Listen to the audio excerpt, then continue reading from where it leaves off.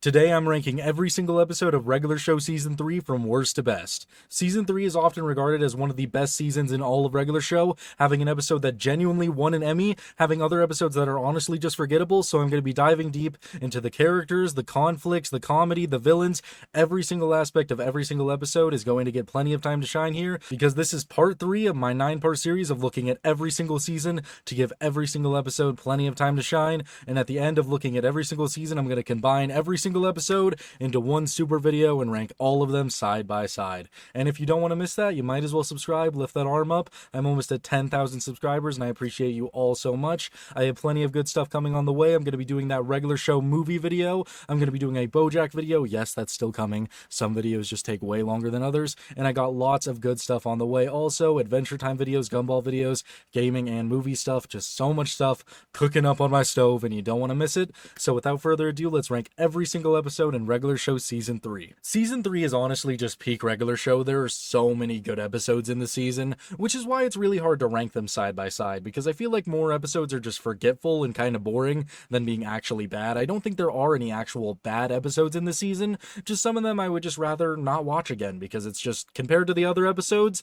they just kind of suck, which is why number 39 is Cruisin. This episode is just really forgetful. Even though I've watched this series so many times, I can always watch this episode and be like, I completely forgot that this episode even existed, because it's honestly just kind of pointless. Mordecai and Rigby are watching an ad for this movie that's all about how all you need is a sweet ride to get the ladies. That's all you need. Margaret and Eileen are very disgusted by this, so it leads to a bet. If Mordecai and Rigby can get a girl's phone number by the end of the day, then Margaret and Eileen will pay for a fancy dinner. But it's vice versa, so if Mordecai and Rigby don't do that, then they have to pay for a nice dinner. And yeah, pretty decent premise for the episode, so we're gonna get Mordecai and Rigby just going around trying to get all the ladies, and I will say every single interaction they have with like a normal lady just rejecting them is pretty decent. It doesn't really get me to laugh, but at least I'm entertained the entire time. And Margaret and Eileen here are just getting progressively more annoying. I just don't like them in this episode. So they have this whole idea for this bet, and Mordecai and Rigby are thinking, oh, they're going to go out to dinner with us, even though we're going to have to pay for it, we're going to still get to go out to dinner with them. And Margaret and Eileen took this as, let's invite some really hunky guys who are going to order a lot of food, so Mordecai and Rigby can't go on this, like, date bet night. It's paying for a 4-star meal for the 4 of us! It's going to be Margaret and Eileen and their dates, and Mordecai and Rigby are just paying, well, I don't know, staring outside the window or something. Either way, kind of messed up just a little bit, so I didn't really like that aspect of the episode very much. But either way, Mordecai and Rigby now just have this looming threat of having to pay for a really fancy dinner for 4 people, and they clearly can't afford that. I mean, these are the guys that can't afford a $1.50 cake of all things. So they're just struggling, they're just going around, can't get a single chick's number, even when they get Carmenita pops his beautiful flying car. Nobody wants their number. And the only part of the episode that truly got me to chuckle is when they're just sitting there, they're like, maybe we need a little bit more confidence. We need to put on our confidence faces. Dude, follow my lead. And I don't know why I find them just going like just switching to that confident face was so funny, but that was about it. And then we get to the actual climax of the episode, which is after 8 minutes of them just doing the same thing over and over, which is this girl named Scabatha and like, I don't know, Blood Nickel. I don't remember her stupid name. But either way, these two like trash ticks get in the car and they're all like, you guys seem pretty cool with those confident faces, yeah? Can you give us a ride? And Mordecai and Rigby are like, yeah, super weird chicks, let's get their number. But the chicks are just using them to get their boyfriends to actually care about them, which leads to a like flying car chase where Mordecai and Rigby are driving Carmenita up into the sky and the weird like skull crusher boyfriends are chasing them, and the girls just start beating them up in the car and they just start breaking the car everywhere, and the guys eventually knock out the engine. The car is falling to the ground. The girls just start beating them up and the guys save them, and Mordecai and Rigby crash into a tree on the ground, and then Margaret and Eileen rush over and they're like, are you okay? And then Mordecai like low-key pulls like a saving move, like he rolled a D20 or something here. Course. We got a girl's number! What? No! I don't know how he thought of this after being in a car crash. He's all like, oh gosh, just give us your phone numbers because we're hurt and we like, you could help us out. And they give her the phone number and it technically counts. It technically counts as them getting a phone number. Great way to end the episode, phenomenal. But overall, like, it's 8 minutes of them doing absolutely nothing, just going around getting rejected. And I didn't really find the premise to be that funny, and the climax was just kind of lackluster. So overall, it's number 39. It's not a bad episode. If you watched it, you'd probably still be like, yeah, that was enjoyable, but it's not the best. It's just kind of boring. And number 38 is the episode Replaced, and this is also just a very forgetful episode. I mean, it's one of the most grounded, down-to-earth episodes of regular show all the way until the end, because it's just a very minimal conflict. Benson hires this Birdman and this other weird, like, little ferret thing to basically replace Mordecai and Rigby, and I actually really like Benson at the beginning here, where he's just, like, foreshadowing that he's going to fire them, and he even needs a camera to fire them. I thought that was pretty funny, but everything else was just okay. It was just decent. It's all about these two guys, like, just working it up, trying to have a job, trying to enjoy themselves, and Mordecai and Rigby are very afraid of them because they don't want to get fired. So it's just all about Mordecai and Rigby trying to sabotage them, trying to ruin all of their work, and just ruin their day and make them look like horrible employees so that they can hopefully keep their jobs. And I actually enjoyed the montage of them, like, messing with them, like putting paint in their water bucket, putting birdseed all over the dock, and then they eventually drive over with a bunch of compost and just slash it with a knife and just dump shit all over the boat. I thought that was pretty good. I thought that was pretty funny, at least. But overall, it's just very minimal for a regular show episode. I think even J.G. Quintel himself said that this was one of his least favorites, solely because just nothing crazy happens. This isn't anything but regular. It's pretty averagely regular. There's just nothing crazy going on until the end. The only thing that's irregular is when a bunch of monsters come out from the water, and they're just like sea monsters, but they're not doing anything crazy. They're just dancing and putting their ass on the boat. That's about it. That's all they do, because Mordecai and Rigby throw this big old pizza party, because that's the best way to make everything dirty and make sure that these two guys just can't cut it, that they're not doing good at their jobs because there's a pizza party. And then the best part of the entire episode isn't even any of the stuff that we saw before, and it's not them messing with them, it's not them fighting them, it's none of that. The best part of the entire episode is when Benson shows up. Fired, remember? But Benson! Leave now! But now! Leave now! And is just raging, just telling everybody to leave. He has his camera and he tells Mordecai and Rigby to leave and that they're fired and that he's sick of them. That was the best part. Benson's crash out was the best part of the entire episode. The two guys are like, we don't want to be here, we quit. And so Mordecai and Rigby are able to keep their jobs. Overall, just a really forgetful episode. I mean, there just isn't a whole lot that happens. It's literally like 2 minutes of them messing with these guys. They threaten to punch them, so Mordecai and Rigby leave, and then Benson shows up, gets rid of the pizza party, rages out, and that's about it. Just not a whole lot happens in this episode. It's very grounded, very just regular, like honestly regular, and I think that's why I rank it so low. Number 37 is the episode The Best VHS in the World, and this episode just also has the problem of having just such a slow start that it takes me forever to actually get invested. Overall, a very entertaining episode, but it just takes so long for the plot to truly get going and to get to the actual problem. It's all about how Mordecai and Rigby are going to get their VHS membership taken away, destroying their card because they lost the best VHS in the world. And the short clip that we get from the best VHS in the world, I think, is actually hilarious. It's just a pug driving a car, and then a UFO takes the pug, and then it just explodes.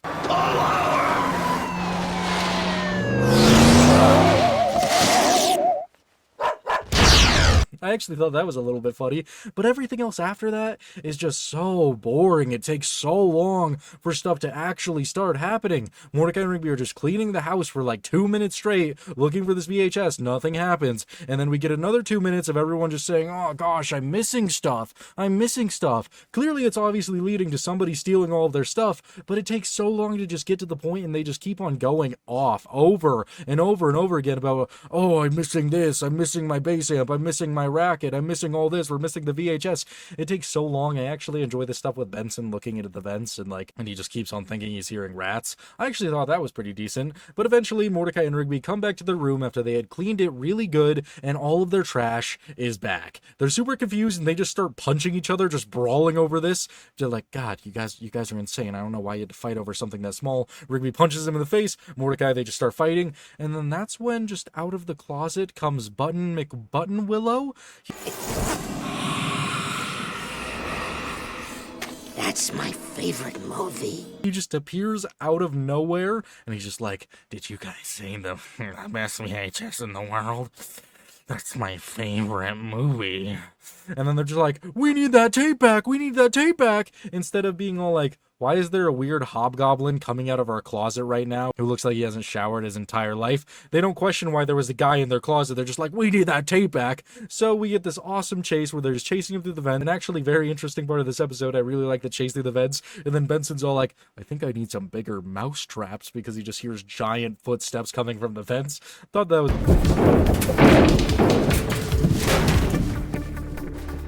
I'm gonna need bigger mouse traps. It's pretty funny. They eventually get to Button McButtonwillow's hideout, and Button McButtonwillow, God, I hate his name. We're just gonna call him Button from now on.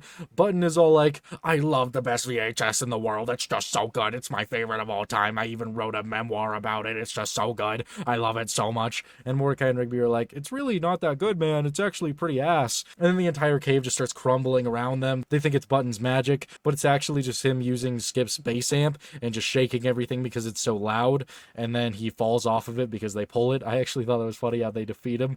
Die! Die! Die! Die?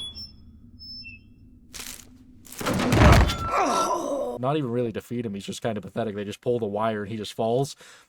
And then they're like, dude, you could just go to the VHS store and get way better movies than that one. And he's all like, oh, really? So they take him to the VHS store and he gets a VHS membership. Yay. Great video store membership, and he decides that the first movie he wants to rent is the best VHS in the world, and that ends the episode. Overall, I mean, it's a fine episode. I just wish we got to the Button stuff a little bit sooner. I just felt like it dragged for a really long time getting to that. There was just way too much build-up for it, and then all of the climax, all the stuff with Button was only for 3 minutes, when the rest of the episode was just so much build-up, and it just took forever to get there, and that's why I rank it a little bit low. I just wish there was more comedic stuff with Button, maybe more stuff with him watching, more stuff about him stealing, instead of just talking to me. I felt like the episode was just constantly just telling me that stuff is missing instead of showing me how. Coming in at number 36 is the episode House Rules, and this might be some people's cult classic. I might get a little bit of hate for this one, but for me this episode just doesn't do a whole lot to tickle my pickle. It's just not my cup of tea. The episode is all about how Mordecai and Rigby are sick of following all of Benson's house rules, so they have to go and try and live out on their own. At first they try living in a tent, which I actually thought was very funny. They're living in this tent and then they're just playing video games in there, and Muscle Man just shows up and just starts beating the crap out of the tent.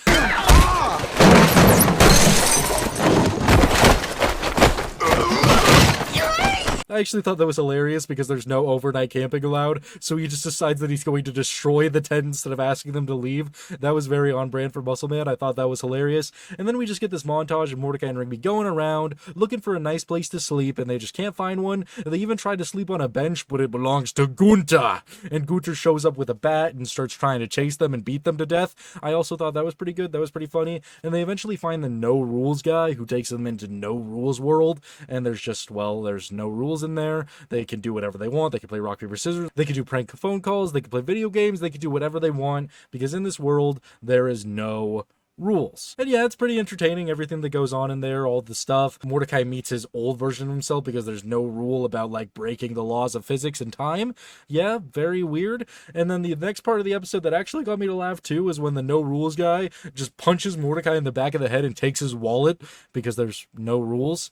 And I think the thing that makes it lower on the list is just how easily it's resolved. Instead of trying to actually find a unique way to defeat everybody, the climax of the episode is them just going around and saying, rules, you can't play punchies, you can't prank call anybody, no unicorns allowed. And yeah, that's how they resolve the entire conflict of this guy starting to be an asshole and stealing their wallet, is just going around and telling everybody that they can't do that, so everybody just explodes. Yeah, I mean, it's fine, it's still entertaining, it's still miles above the other episodes that I talked about on the list so far, but overall it just didn't make me laugh as much as I wanted it to, or I thought it would. Especially on rewatch, it just didn't get me going that much. I like the ending though, where they just threaten the No Rules guy with taking out his eye. I thought that was pretty good, and then they move back into the house and they're all like, Benson, I'm sorry, dude, we're gonna live here now. And they're just like, one of these rules is missing. What is it? And Benson just starts crashing out like Benson likes to do. And then the No Rules guy is just in the No Rules world, and one final rule just falls out of the sky, and it's no video games, and he also dies and explodes.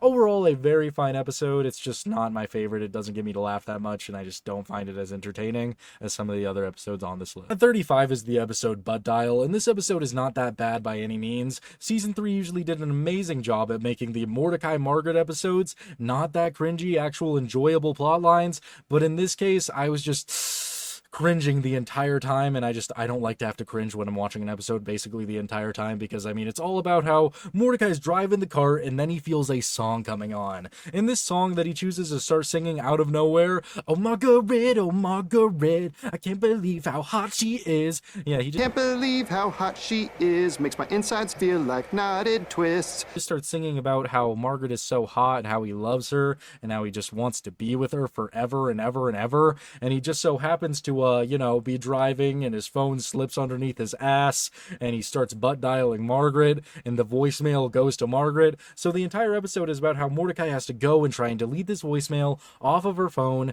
And yeah, that's the entire episode. That's what it's going to be about. And everything about it, I just didn't find that enjoyable. It's all okay. It's entertaining, albeit that. But my favorite part of the episode isn't even all of this chase scene. I mean, they go to the coffee shop and they destroy Eileen's phone thinking that it was Margaret's. They try to go on this chase to beat Margaret to the house so that they could delete the voicemail off of the phone. All of that is good. They get sucked into the phone and then have to talk to the guardians of secrets and passwords, and then What the? Where are we? You have landed in the virtual messaging control center. We are the keepers of the voicemail. I have to talk to them about how, it's not our fault. We really need to delete that message because it's super embarrassing. And then Margaret shows up and she listens to the message, and just this entire oh god, of her listening to the message and all the guys just jamming out to it, all the guardians jamming out to it, and just Rigby listening to it, Mordecai listening to it. It's just so cringy the entire time. I'm just cringing the entire time watching it, and then Margaret actually likes it in the end. She's all like, oh, that was so funny, Mordecai. I can't believe that you like me this much and are in love with me and want to be with me forever. So I know we've never been on a date or done anything like that, but let's not get together or do anything with each other ever. Let's not even have you ask me out or anything, or yeah, I'm gonna go and keep on dating dudes even though I know that you like me this much. Yeah, it's really cringy. Yeah, it's a very weird way to find out that somebody likes you, but I'm pretty sure Margaret already knew that, and just this would amplify it to be oh, Mordecai likes me a lot. Maybe I should pursue this. No, we don't get any of that. We just get Margaret's I'm gonna make it your ringtone, dude. I'm gonna make it your ringtone, bro. Yeah. I like you a lot, but not like that yet. Yeah, I just wasn't about it very much. All of this stuff is fine. All of it's entertaining, makes for a decent episode, but none of that is even my favorite part of the episode. When my favorite part of the episode is just Pops in general, you know that I'm not going to like it that much. No shade against Pops. He's great here. He's the best part of the episode, but when it's an episode that's not even about him and it's my favorite part, that's your problem. Pops here, he gets a phone call from Mordecai and Rigby to just watch the phone, and he answers Margaret's phone, and he's just oh, hello, this is the ringing coming from this magical device, oh, and they tell him to just sit there and just wait there, and he actually just goes like this, he's just I love this game. Where you are and don't move. Got it? Ooh, I love this game. And he just sits there and he's just waiting there until they actually get there. I think Pops is so funny in this episode. He's the main highlight of this entire episode. Everything else is just kind of mid. It's not horrible, but it's definitely nowhere close to the top. At number 34 is the episode Gut Model. And this episode is honestly pretty good. It's pretty funny. There's a lot of good moments in it. The only thing that makes it rank so low is because Muscle Man is just so out of character here. And it honestly ruins the episode a little bit because you know who else is going to overreact about the smallest thing? Mitch Sorenstein is. He's just freaking out over nothing. He's being a baby over nothing. And I know that's just Muscle Man's character. He's supposed to overreact. He's supposed to crash out. He's supposed to freak out a little bit. But he's just being so unreasonable in this episode that I just honestly don't like it very much. The episode opens with Muscle Man walking up to all of the guys and he's like, hey dudes, you guys gonna come to my 5-year park anniversary? And nobody can make it because they all have actual important things to do. They just have plans that were already in the air. They were already going to do that. Muscle Man just told them super late.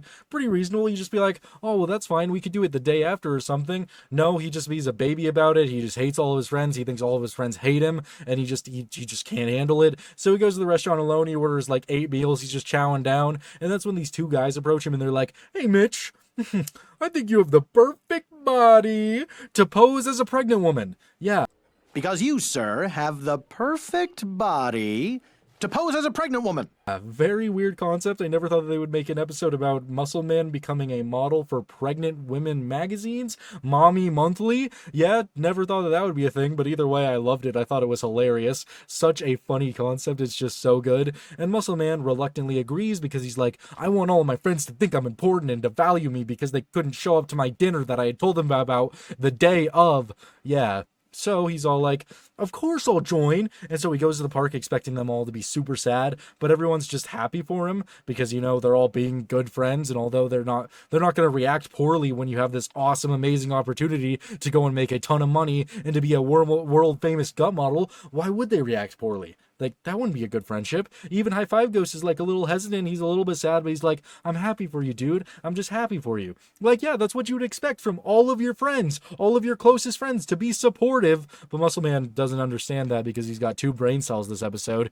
So he freaks out. He goes to Mommy Monthly. He's posing a little bit. And Muscle Man taking all these pregnant photos is just so funny, his gut out. He even tries to make a beautiful my mom joke, and nobody laughs. Hey, you know who else looks pregnant in photographs? My mom! Shame on those guys for not laughing because there's apparently no jokes in the magazine world. Why? Why not? Why is there no laughter allowed at Mommy Monthly? I don't get it. But either way, nobody laughs, and Muscle Man's just starting to regret all of his decisions. And they're going to have a big party for him to sign that contract and become a gut model at the park that night. And Muscle Man goes up there, and he's all like, thank you guys, thank you. I'm going to go be a famous gut model. If anybody has anything they want to say to, like, make me not be a famous gut model, and nobody says anything because they're just happy for him. And then Muscle Man just crashes out and starts putting a bunch of stuff in the fryer, which creates a giant grease monster.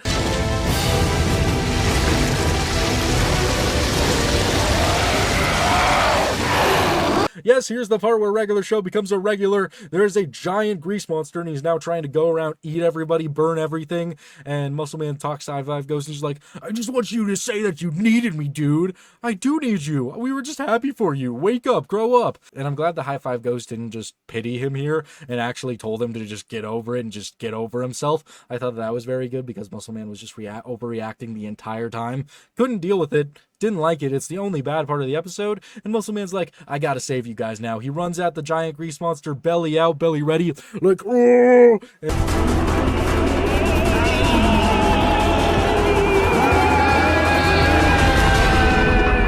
And then, like, he just gets burnt to a crisp, and the firefighters have to put him out with breadcrumbs. And that's the entire episode. Muscle Man gets burnt. All the guys come together and are, like, just laughing at the end.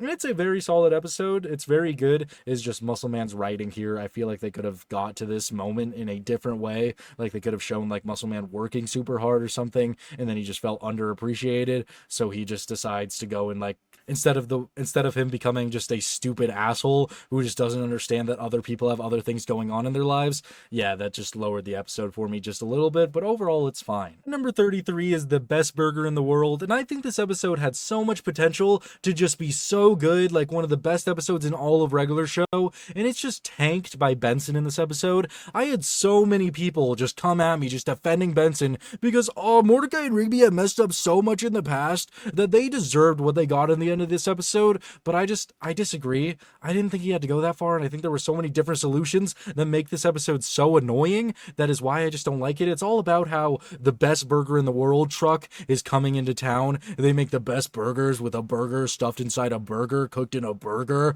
and it has the Himalaya sauce. According to Pops, he could literally taste the Himalayas. Oh my! I can taste the Himalayas!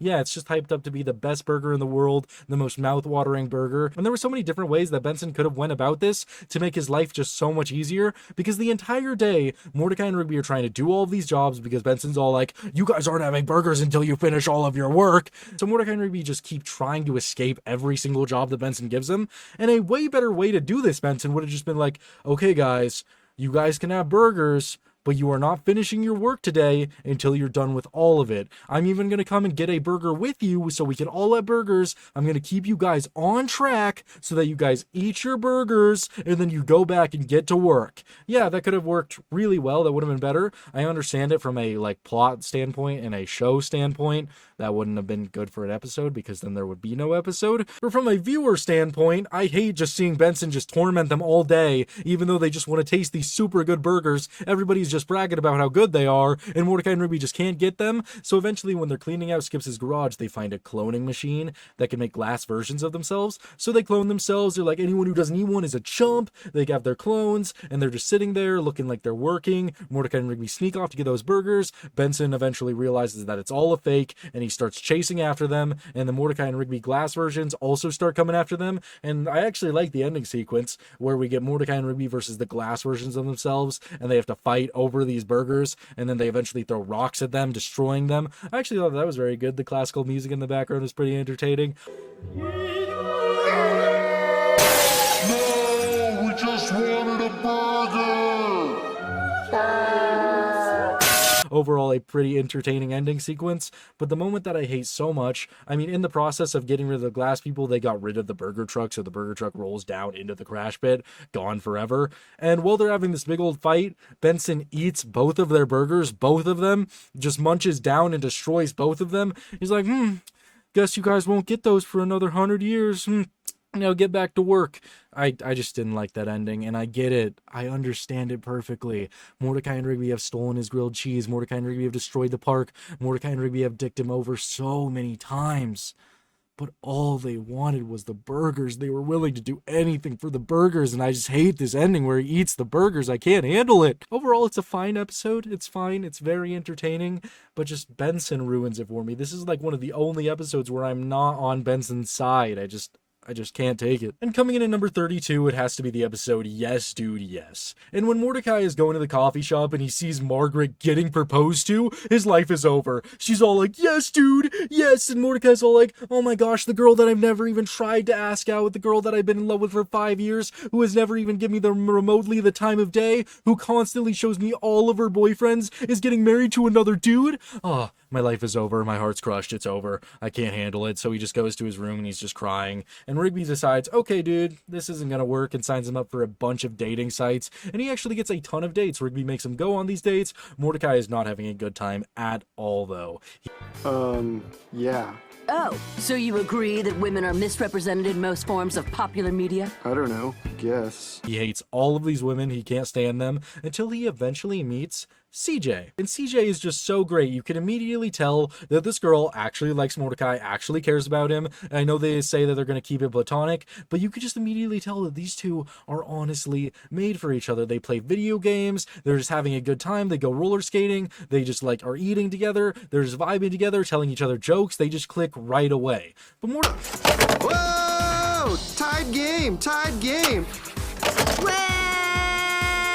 Cheap shot! Cheap shot! Mordecai is just blinded by his love for Margaret that he just ruins his chances with CJ and Margaret at the same exact time, because he asks CJ out to a movie, and CJ of course says yes, and then Mordecai the next day, he gets sad because he sees the yes dude yes yellow bird guy, and he's like, I'm sad because I just had the best date I've ever had with a girl, even though it was platonic, and we were vibing and having a great time, and the girl that I like that I've never even remotely had a chance with is with that other dude, so I'm gonna be sad again. And so Benson gives him an awesome pep talk to just go and tell her how you feel. Taking a mental health day.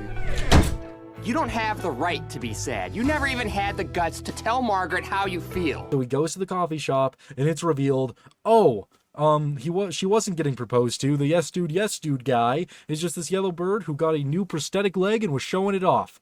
That's pretty much it. So Mordecai's like, well, Margaret, let's go to the movies. And it turns out that CJ walks in because she was excited to see him. CJ hears all of this, and CJ just loses her cool.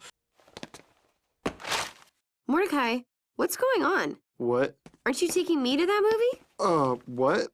and starts trying to kill them all. But I mean, you know, CJ's temperament is the only bad part of her character. Other than that, she's an amazing person. I think she was kind of in the right for trying to kill all these people. I mean, yes, you shouldn't kill everybody, but either way, Mordecai was being an asshole and a dick, and I don't know why he would want this red bird who is stupid over CJ. But either way, they eventually talk her down, calm her down. CJ goes back to normal, and CJ is done with Mordecai, and Margaret is also like, hey, I'm done with you too. So Mordecai goes to the movie with the yellow bird guy. And yeah, that's the entire episode. Overall, it's a pretty decent episode. The plotline works, the story is good. It didn't really get me chuckling or laughing at any point in the entire episode, except maybe Mordecai going on the dates with like the random women. That was kind of funny. But I think this episode is just so low on this list for me just because of all the stuff that happens with CJ. They just bring in this super awesome character who like could just like be the new Margaret, be somebody who actually could have fun, you could actually go on cool adventures with, who's not just this bland person who is just this eye candy for Mordecai. You could actually have an interesting character, but no, they just ruined that and we don't see CJ for 2 more seasons, and it's just, I'm not a fan of it. There's just nothing to enjoy about them bringing in this awesome character and then just ruining it completely in the end. And I feel like I'm a little bit biased because I hate all of the Mordecai, CJ, and Margaret love triangle stuff, but yeah, it's just genuinely bad and I just don't like it that much. I kind of wish that they took the gumball approach with like relationships in regular show. I feel like it could have been way better if they introduced CJ as a brand new love interest and it was kind of like Gumball and Penny where he's just chasing her for a little bit, but once he gets there, it's just smooth sailing with like some things going wrong here and there. You get some episodes where he has to like fix it or something, but like the relationship works and it's enjoyable to see them together. I was never hyped to see Mordecai with Margaret. I was never hyped to see Mordecai with CJ because all of the episodes where they're together just aren't that good. It just sucks. And I feel like, yeah, it's biased, but this episode ranks way lower because I hate this like relationship triangle bullshit, man. I can't deal with it. And coming in at number 31, it has to be the episode Bad Kiss. And you want to know something really weird? I like to go on Reddit and just look at like what people's initial reactions to regular show episodes were, just to see what people thought when the episode first came out. And the weird thing is that every single person seems to just love Mordecai and Margaret. Will they, won't they? All of these episodes, and they're like, oh my gosh, why did they end the episode there? Please continue with more Mordecai and Margaret episodes, please. I feel like since the show has ended, since it's been a decade, I feel like everybody really had a 180 when everybody grew up and they realized that all those episodes suck. And I would take a regular show episode where they fight a giant monster, run away from a giant monster, have a silly shenanigan plotline over Mordecai and Margaret stuff any day. And I feel like that's a good thing because when you're rewatching all of these episodes, they just kind of suck. But I will say, Bad Kiss is definitely one of the better ones because the plotline is actually super interesting. There's like more than just, you know, Mordecai and Margaret, like, are they going to get together? Because the episode is all about how Mordecai actually kisses Margaret here. He goes into the car, he's looking for his wallet, Margaret comes to help, they stare into each other's bird eyes, and their beaks slowly come together. Except Mordecai's breath is really rancid. Oh, sorry, I shouldn't... No, it's fine. It's just... What? Your breath is really bad. So Margaret pushes him away and is like, dude, you have really bad breath. So Mordecai freaks out and he's all like, So he runs inside and he talks to Wrigley and he's all like, we need to fix this somehow. So this kicks off them going back in time to literally cock block past Mordecai to stop him from kissing Margaret, to fix his future, to make sure Mordecai lives in a timeline where he didn't kiss Margaret with bad breath. And this is actually pretty enjoyable. I like the initial like trying to stop it where they go into the past and try to make Mordecai brush his teeth or use mouthwash and he just refuses because he just doesn't want to do it because he'd rather comb his hair. Like, dude, come on.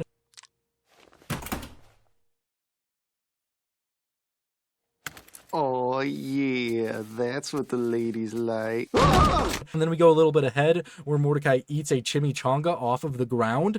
Yeah, a little bit weird. I don't know why he had to go and do that. Pretty bad. But either way, Mordecai is just a disgusting human being who will never clean his mouth, and he's just, it's just inevitable that he's going to kiss Margaret with bad breath. So they go into the past one more time to cockblock Mordecai again, and we get this awesome chase scene between past Mordecai and the future Mordecai trying to chase him down and stop him from kissing Margaret. And they abduct another version of Mordecai and take him into the bushes, and Mordecai is able to get in the car with Margaret and prevent himself from ever kissing her at all because... Hey, sorry man, but you ain't getting my kiss tonight. He finds his wallet and just leaves. yeah, and that's the entire episode. I honestly feel like it would have been better if Mordecai just like lived with it and just kissed her, and then like the next day he was just like, hey, girl, I brushed my teeth this time, can we try again, you fine red-ass bird?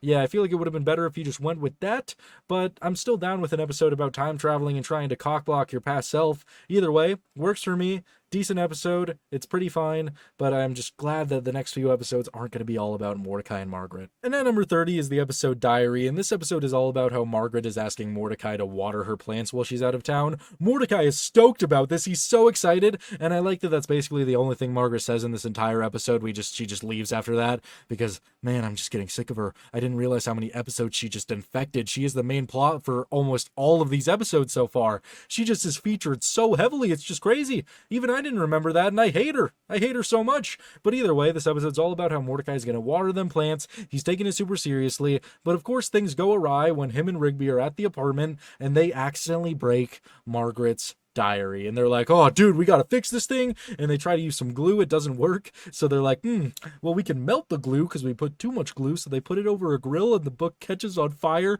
And I don't know what it is about Rigby, and anytime there's like lighter fluid, he just has to set things ablaze because he just runs over with lighter fluid and just sprays it on the book. God, he's so dumb. But I got it! Dude, that's not...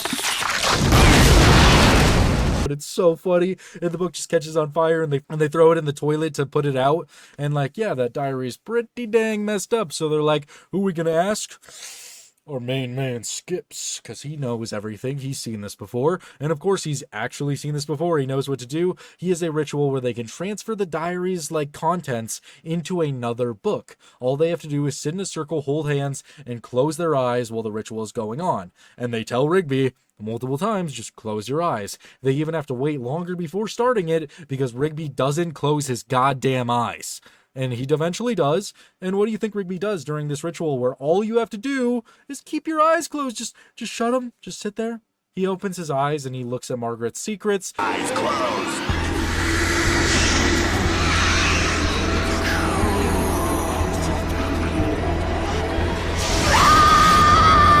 And this makes the Guardian of Secrets come to attack them and kill them if they don't reveal a secret of their own. Mordecai reveals that he's been sleeping on both Rigby and his mattress this entire time. They ordered beds. And yeah, that's a little messed up, dude. I don't know what kind of friend would do that. If me and my friend were roommates and we both ordered beds, and all of a sudden I was just like home alone and they came and I was like, I'm going to take both of these beds for myself. Who does that? Why would you even feel inclined to do that? What's wrong with you? But either way, reveals that secret, it goes away. Skips gives an actual meaningful secret that he's apparently only ever loved one woman, and that's the reason he's been skipping his entire life. Dang, dude. That's actually a respectful secret. I'm glad that we got that in this episode. But then we go to Rigby, who just can't tell anything meaningful at all for the entire time, just is refusing to tell an actual meaningful secret until he reveals that he thinks Eileen is hot without her glasses on. About being on the football team! I think Eileen is hot without her glasses on! And yeah, that's the entire episode. We get a little bit of an ending because Eileen was apparently staying in the guest room the entire time and overheard everything. So she walks out wearing no glasses and Mordecai's like, dude, look at her. And she just walks into the table. Pretty funny ending, but overall a very solid episode. We're finally getting into episodes that I actually enjoy pretty much the entire time. And I don't have a bunch of little nitpicks here and there because this is just a very good episode from beginning to end. It's pretty enjoyable. I really liked Margaret's like Guardian of Secrets, giant red flaming bird at the end. I thought that was a super interesting concept, and yeah, it's just a very good episode. We got lots of good moments. The entire secret thing at the end, spilling all the beans, that was just pretty good. Lots of funny moments. Just a very solid episode for the number 30 spot. Coming in at number 29 is the episode Cool Bikes, and don't get me wrong, this is a hilarious episode and has such a great concept. There are just so many good episodes in season 3 that I just have to rank it just a tad bit lower. Cool Bikes is all about how Mordecai and Rigby are abusing their cart privileges, using it to do stuff like this. I think it's so funny how they use the cart, but Benson does not find this as comical, and he takes their cart privileges away and replaces it with bikes. Mordecai and Rigby don't want to use that because, I mean, they won't look cool anymore if that's the case. So what are they going to do? They're going to prove to Benson how cool they are, because if Benson admits that they're cool, he'll give them the cart back, and I just love this entire interaction between Mordecai, Rigby, and Benson here. Benson's just delivery of this line. Never happened. And then we'll get all cool, and you'll be all like, whoa, and then we'll be all like, in your face, and then I'll be all like, get back to work! Oh, it's that's just so funny. It's just peak Benson. That's one of the funniest lines in the entire show. I don't know why. It's just so good. And then we get the scenes about Mordecai and Rigby trying to look cool. Muscle Man thinks that they look stupid. Everybody just thinks they look stupid until they start dressing cool. They pimp out the bikes. We get this montage of them just changing over and over again, just to cooler and cooler outfits. It's pretty awesome.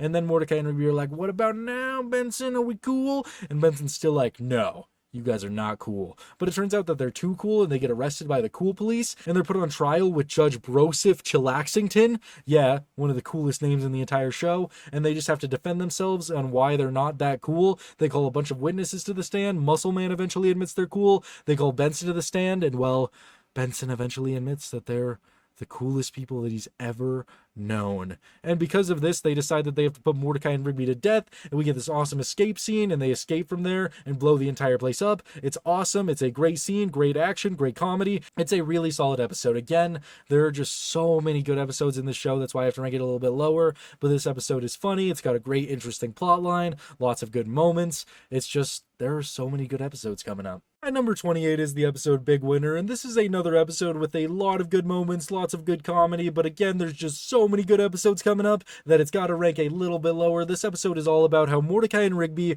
are just so sick of Muscle Man pranking them all the time.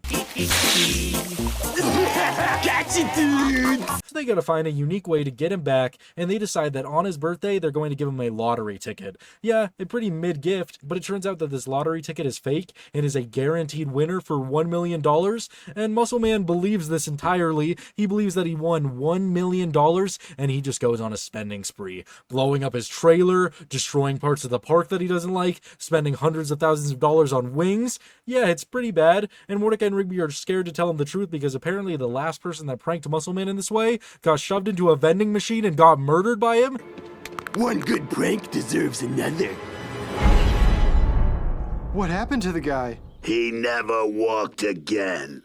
Yeah, but nobody cares that Muscle Man just kills people. Nobody's bothered by that. Mordecai and Rigby are just too scared to tell him because they're worried for their lives and their physical health. And eventually Muscle Man goes to cash in his lottery ticket after he's done all of this destruction. And it's eventually revealed that the ticket is fake. And this makes Muscle Man lose it. He starts fighting with all of these security guards.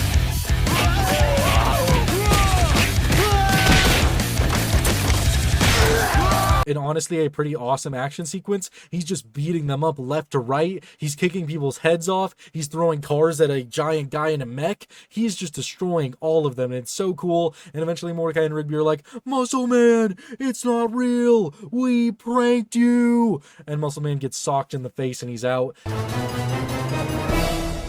You guys pranked me? And they're talking to the lottery company who's going to pay for all of the damages, but none of the damages to the park, which really sucks for them. But either way, it's such a good episode. It's so funny. Watching Muscle Man just go crazy and destroy all this stuff was so good. The ending with the awesome action scene was awesome. And yeah, it's just a very solid episode. And coming in at number 27 is the episode Access Denied. And this episode just honestly completely was just wiped from my memory. I don't remember this episode existing, but now that I'm reminded of it and have watched it all the way through, it's a very solid episode. It's a Mordecai and Margaret episode, but it's done right. Just no cringe, just a solid plot line about Mordecai and Rigby trying to get into the Club of the Box because that's where Margaret is having her birthday party and Mordecai really wants to dance with Margaret. That's a very solid plot line. You could tell what the episode's going to be about. No cringe, just some good stuff. And Mordecai and Rigby get in line. They're just waiting. They eventually get all the way to the front and they're rejected for their outfits, even though they watch this lady who is wearing literal garbage and just yellow stuff straight onto it.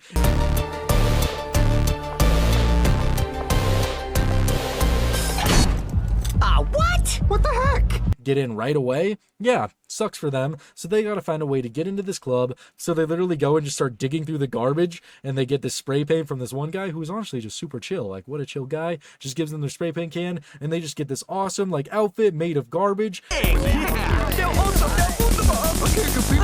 I'm here to see. Now that's putting on clothes. and they're instantly let into the club because they just look at that fly. And they're just looking around for Margaret, just looking everywhere. They don't see her anywhere. Mordecai's even calling her a ton. He just can't seem to find her. But that's when that lady who was wearing the garbage, like horrible looking attire earlier comes up to Mordecai and is like, "Oh, darling, you're wearing the same outfit as me. Come with me. Oh, I like you so much." Takes him into the back room, and Rigby's just out there partying, and he literally strips his clothes off.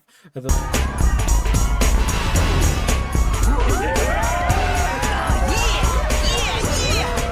place is awesome! That was so funny because everyone is just dressed super nice, and there's Rigby who just decides that he has to get naked. He has to strip. And Mordecai's just in the back talking to this lady, and this lady's like, "Oh, I love your outfit. Oh, darling, we must go to Australia. Have you ever been? Oh, you're so handsome.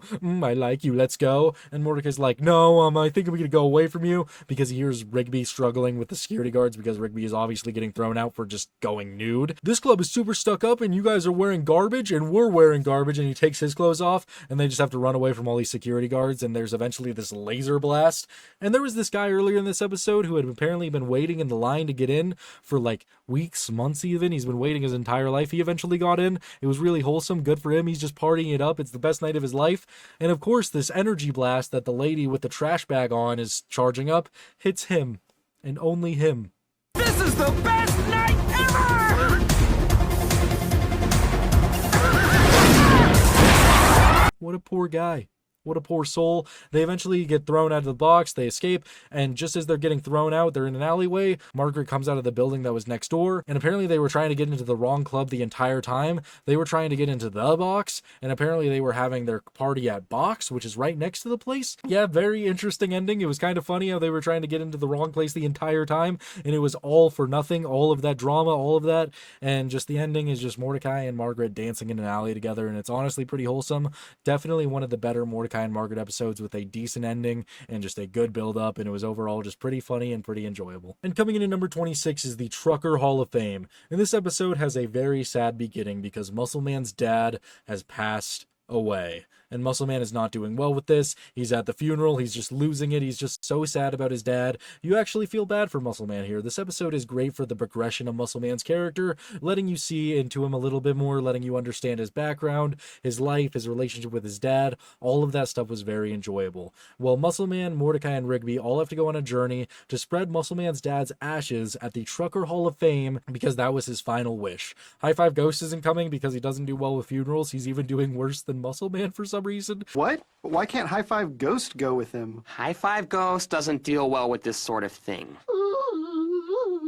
He's just in the background just crying alone. Yeah, I don't know what that's all about. But either way, Muscle Man, Mordecai, and Rigby all go on this journey together to help spread the ashes. And throughout this journey, we get to learn a lot of stuff about Muscle Man's dad, good and bad. We get to learn that he was a master prankster. He's the reason Muscle Man is so good at pranks. He would prank all the time. He was the coolest role model of a father, always on the road, always doing trucker things, always making time to talk to Muscle Man, just being a really good dad. And then when they're at this truck stop, Muscle Man gets to learn the horrible truth that his dad was lying to him the entire time, and that Muscle Dad was nothing but a forklift driver. He was never actually a trucker. He was never actually out on the road. He just said that to not be ashamed of himself. He said that to look really cool for his son, because apparently driving forklifts makes you really lame.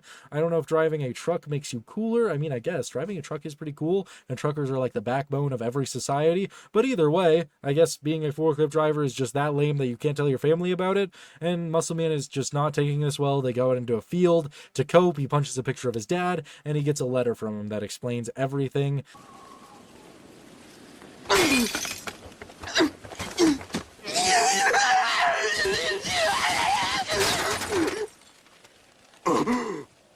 And how he just wants to spread those ashes to just get one back at all those asshole trucker guys. And that's when the episode gets really good. They go to the Trucker Hall of Fame, and we just get this awesome scene of them just rushing up a mountain, avoiding all of the truckers, just trying to hurry up there, dodging all these ghost truckers. They get all the way there, just barely in time. They throw Muscle Dad's ashes out there.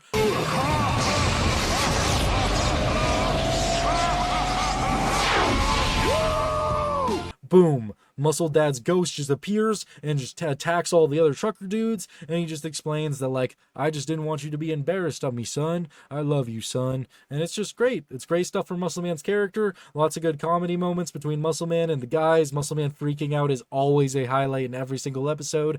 Just a lot of good stuff, and even the ending where Muscle Man is just being really heartfelt, that was just all really good and makes for a solid episode. And coming in at number 25 is the episode Dead at 8, and this episode honestly is one of the best opening sequences out of any episode in regular show. It's just so good. It opens with Muscle Man working on his super awesome, just homemade water slide. It looks like one of the best water slides ever. It looks like it's going to be so much fun when it's actually done. But Mordecai and Rigby, they pressure Muscle Man. They're all like, dude, you're never going to go on it. You're just working on it constantly because you're just scared. You won't do it. And of course, this makes Muscle Man be all like, I'm going to do it. And so we get this awesome slow motion build. He's running at it, and he actually jumps on it. Now he'll stop. I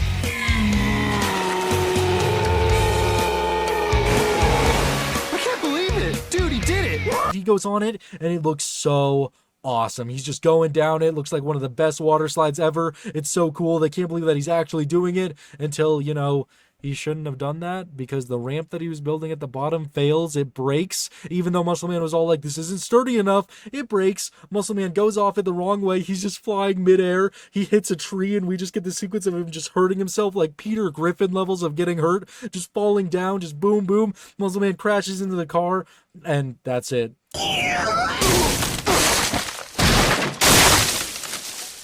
He could be all right. Muscle Man's like, I'm okay. Except Muscle Man is going to die, and Death shows up, and he's like, well, it's about time. And he's going to kill Muscle Man. Oh, gosh.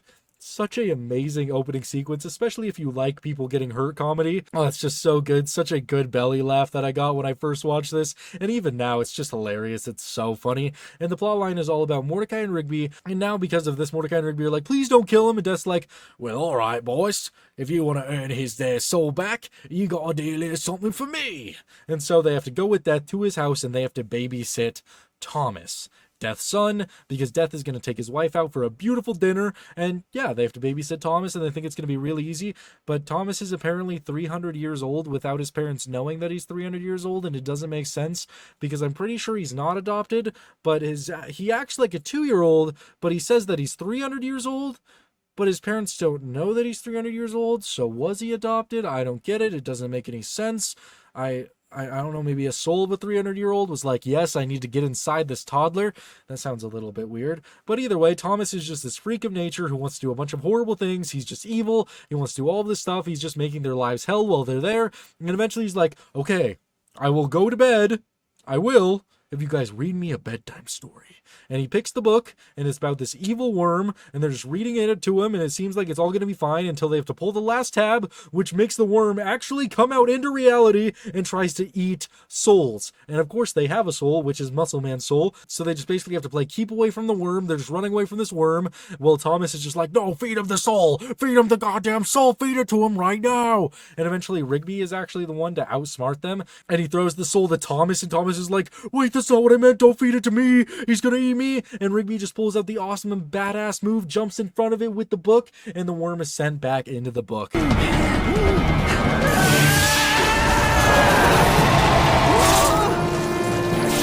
Such a great ending scene with this worm chase. It was so good. The opening is so good with all the comedy of Muscle Man. Muscle Man being trapped inside of this jar the entire time is also really funny. Just such a good episode. And it ends with a chandelier falling on Thomas. And the parents get home and Death is all like, what's going on here?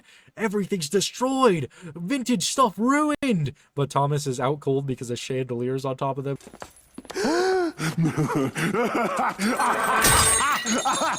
Huh? They're just like, wow, you're the best darn babysitters we've ever had. Oh, it's just so funny. It's so good. Such a good episode. Ah, I love it. And 24 is the episode Out of Commission, and I feel like this is an episode that nobody talks about anywhere anymore, and I don't blame them. I honestly forgot about this episode, but it's so good. It's so funny. This episode is all about how the cart is just, really worn out, really used, so Benson gets them a brand new cart. It has seat warmers. It's super cool, super high tech, and Mordecai and Rigby, they won't stand for this. They love the OG cart. So they they decide that, you know, even though Benson is making them take it to the dump, that they're just going to hang out with it, just drink a soda in there, just enjoy it one last time.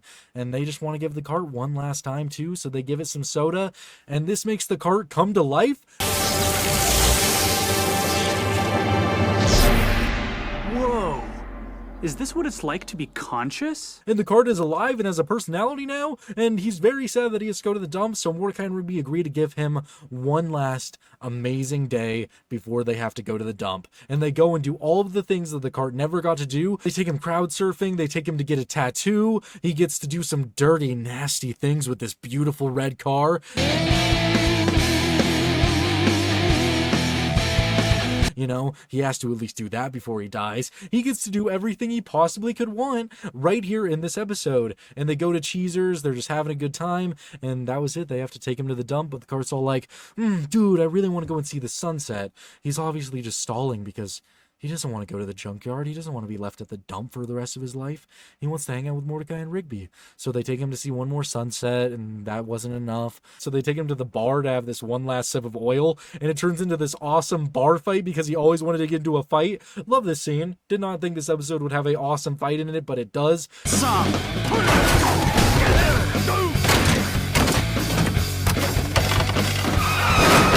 Just with the cart fighting, Mordecai and Rigby fighting everybody in this bar. It's actually pretty solid, really funny. I loved it. And then that's it. They're going to take the cart to the dump, but the cart wants to go out on his terms. He wants to go out in a blaze of glory. So they decide to go to this cliff, put fireworks in him, and he's going to drive off this cliff. That's the end of Cart. He goes off in such an epic way, an epic send-off for the cart. He's gone. It's over. The cart is dead. He falls into the bottom of the ocean, and that's that.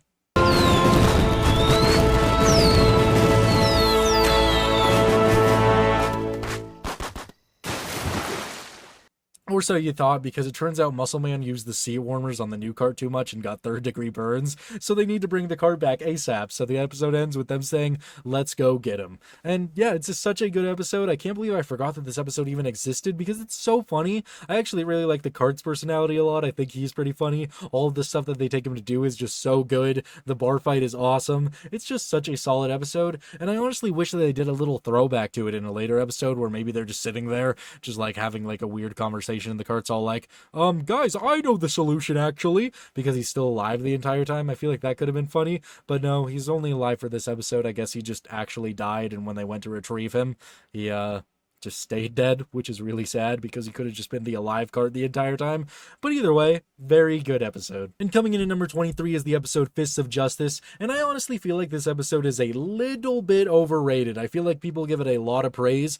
Don't get me wrong, phenomenal episode, but I don't think it deserves to be labeled as a top tier episode. It's still super good. The episode is all about how Skips is cashing in his thing, his coupon that he got from Mordecai and Rigby for his birthday, for them to do all of his work for that day, because Skips has something super important to do later in the day, and he even tells Mordecai and Rigby that, but Mordecai and Rigby are still very blatantly don't want to do all of his work because his work is hard and it's their day off, but oh well, they have to go and do it all, and they eventually get to moving Pops' piano outside of the house, and this is just a super hard task. They just can't do it because they don't understand that they need to close it to do it, so they call Skips in a very funny moment. I love how they call Skips here. Skips?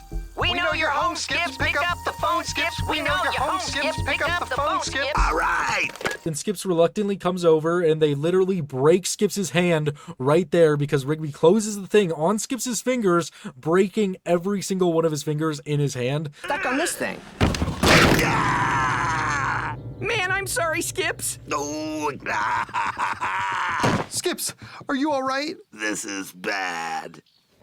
Like, this just looks disgusting. I feel bad for the guy. And that's when Gary shows up and he's like, Skips, are you ready to go and fight Clorgbane the Destroyer? And Mordecai and Rigby are like, that's what you have to go and do today? This is not good. Mordecai and Rigby tag along, and Skips is just getting his ass beat when Clorgbane shows up. He's just destroying Skips in every way. Skips can't do anything because his hands are broken.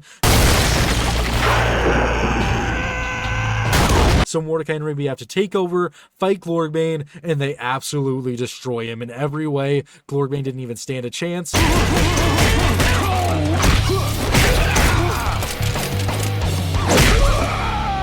And yeah, that's pretty much the entire episode. The beginning of it was a little bit slow, but you knew something crazy was going to happen, so it makes up for it. And Skip's getting his fingers broken was kind of funny, but dang, I felt so bad for the dude. And the final fight at the end was pretty good, pretty solid. Archibald dies. Yeah, one of the babies dies when he challenges Chloribane, which sucks. Feel bad for that guy, but I think he comes back anyway, so did it even matter? Overall, pretty decent episode. Good fight, some good comedy, and just kind of middle of the road for me. That's why it's kind of in the middle of the list. It's a pretty decent episode, but I definitely think it's a little bit overrated. And coming in at number 22, we just discussed one of my most overrated episodes. Now let's talk about one of my most underrated. The episode Under the Hood is so good. I love it so much. It's all about how Mordecai and Rigby have to paint over some graffiti, and that's when Muscle Man shows up with orange paint all over his hands, and they're just like, Muscle Man, did you do this? And Muscle Man's like, no, it's buffalo sauce, smell my fingers. And yeah, they don't want to do that at all, so they immediately go to Benson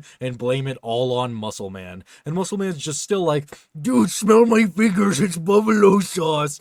Oh, it's buffalo sauce, smell it. I'm not gonna smell your fingers, Muscle Man. Which, I mean, if they would have just gone, they would have actually smelled buffalo sauce and this whole conflict could have been avoided, but they don't want to smell his fingers, so Muscle Man gets fired. And everything that happens after this with Muscle Man, I honestly just think is so funny, especially with him going and trying stand-up comedy and him telling my mom jokes. I thought it was funny, Mitch. You know who else smells like a pile of butts?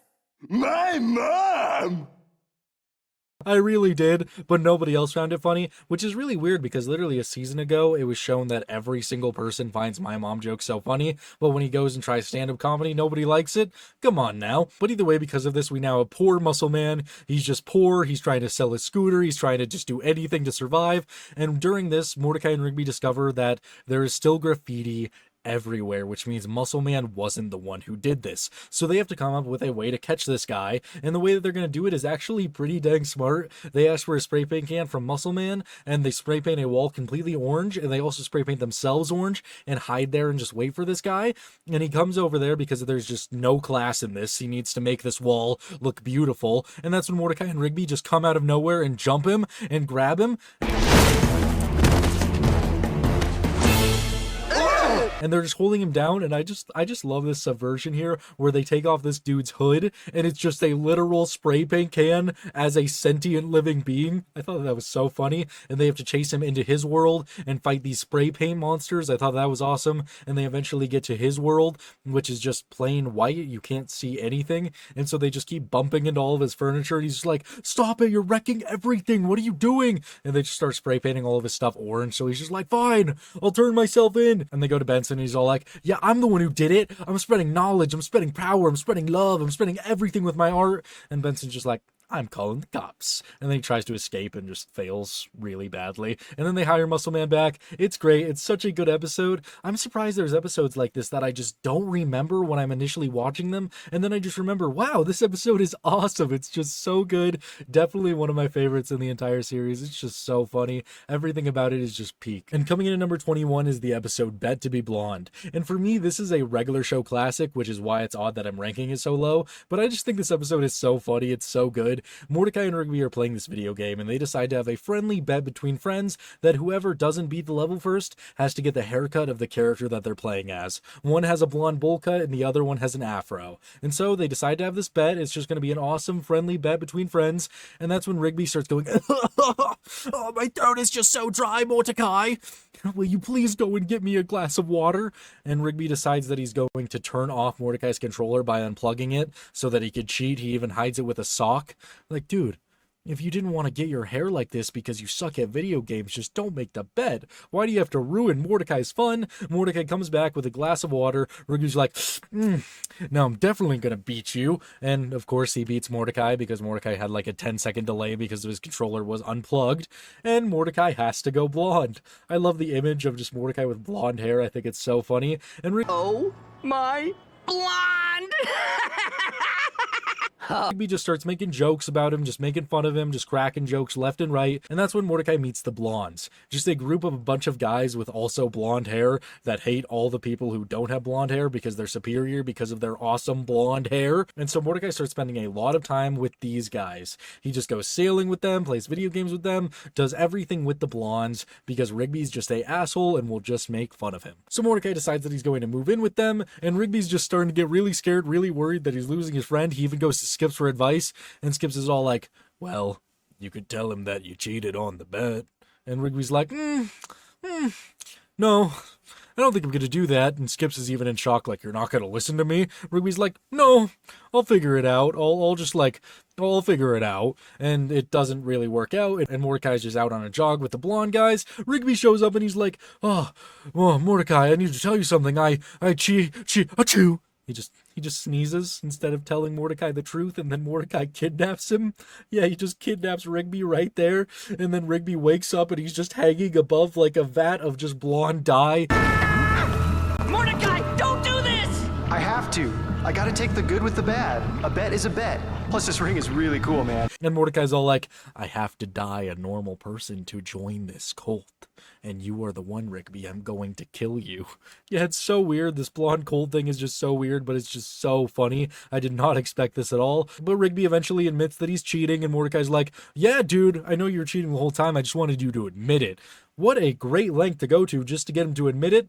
I admire your dedication, Mordecai, but it turns out that these blonde guys are not in on this joke, on this prank, and they are actually an evil cult.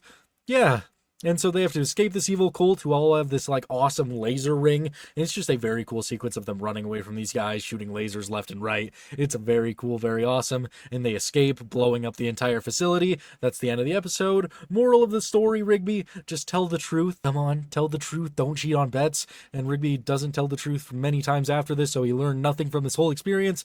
But either way, it's a very entertaining episode. Coming in at number 20 is the episode Fortune Cookie. And I will admit that this is a torture episode, and I have said many times on this channel that I am not a fan of torture episodes, but in this case, I feel like it was done in a very funny way that actually made me enjoy it a lot more. This episode is all about how they go out to this Chinese restaurant, they're having dinner, they get fortune cookies, and Benson's, of course, says, good luck is coming your way. Rigby said, bad luck is coming your way. Rigby is sick of it because he's just been having nothing but bad luck, and so he swaps the fortunes, really messed up thing to do, and so now Benson is having nothing but bad luck, and Rigby is having all the good luck. Things just keep going right for Rigby. Everything is going so good for him. He gets a video game like award membership thing. He like finds quarters. He's just doing so good in life, all because of that fortune. And then on the other hand, you have Benson, who is getting beat up by people at a bus stop, getting attacked by people left and right, getting evicted. His like towel gets blown off in front of Audrey.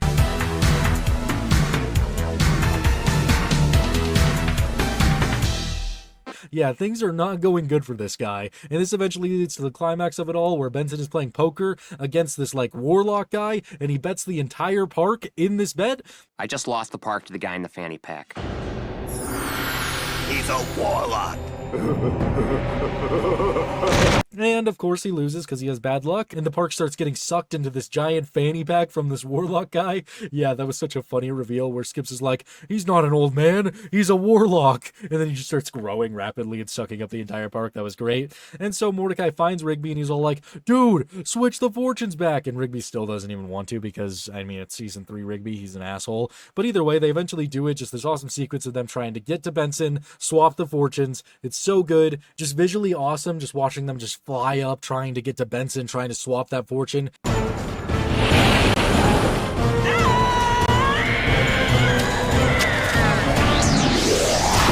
It was great. It was really good. It's a very solid episode, even though it's a torture episode. I found what they did to it to actually be funny and not just make me feel bad for the character that entire time, and that's why I rank it a little bit higher. And at number 19 is the episode Video Game Wizards, and I just love the premise of this episode. It's all about them going to a video game tournament, and Mordecai chooses Skips over Rigby because Rigby sucks at video games, and Mordecai's like, well, if we want to win this awesome super maximum glove that you can control the screen with your hand, it looks awesome, looks super cool, if we want an actual chance at winning that, well, then we need Skips and not you, Rigby. And Rigby honestly just feels heartbroken about this because that's not what it's supposed to be about. It's supposed to be about the attempt, the journey, the attempt to win it all with your best pal. And I just love every single scene of Rigby just trying to get Mordecai to choose him over Skips. It's all so funny, especially Rigby's song, you know, just why do friends not pick the friends to enter a video game competition with them when they know that they would want to be in it. Oh, it's just so good. Why do friends not pick their friends to enter a video game competition with them when they know that they would want to be in it? It's just peak. Rigby, that vocal chord, just hitting every single note, writing the perfect song that just encapsulates every single wrongdoing that Mordecai has ever done in this episode. Ah, beautiful. It's such a symphony. It's such a good episode. And they eventually get to the video game tournament, and I actually like this a lot, where Mordecai and Skips are just destroying everybody, and then they get all the way to the finals, and Mordecai has to have this realization that he has to pick Rigby, because what was all of this for? What was the point of all of this? If he was trying to win the glove for his friend, just for his friend to not be a part of it? What was the point of that? I really like the moral of this episode, and then we get to the climax, where it's going to be the final brawl, and the guy's all like, nope, no. You cannot swap partners. Nope, can't do it. And Skips is all like, what about now? Poof. My friend hurt his hand. He can't play. His hand looks fine to me. Wanna check again? And just smashes his fingers into the steel thing and just breaks them all. Like, oh my god, just go off, Skips, go over the top. Great execution. So Mordecai and Rigby are about to play, and that's when they get sucked into another dimension, and it's the maximum glove, and he's all like, Mordecai and Rigby, you learn the true meaning of friendship. It is not about the glove. It is about your best friend. And he merges them into one super ultra gaming being. Mordecai and Rigby are together merged into like this, I don't even know, it just looks super weird.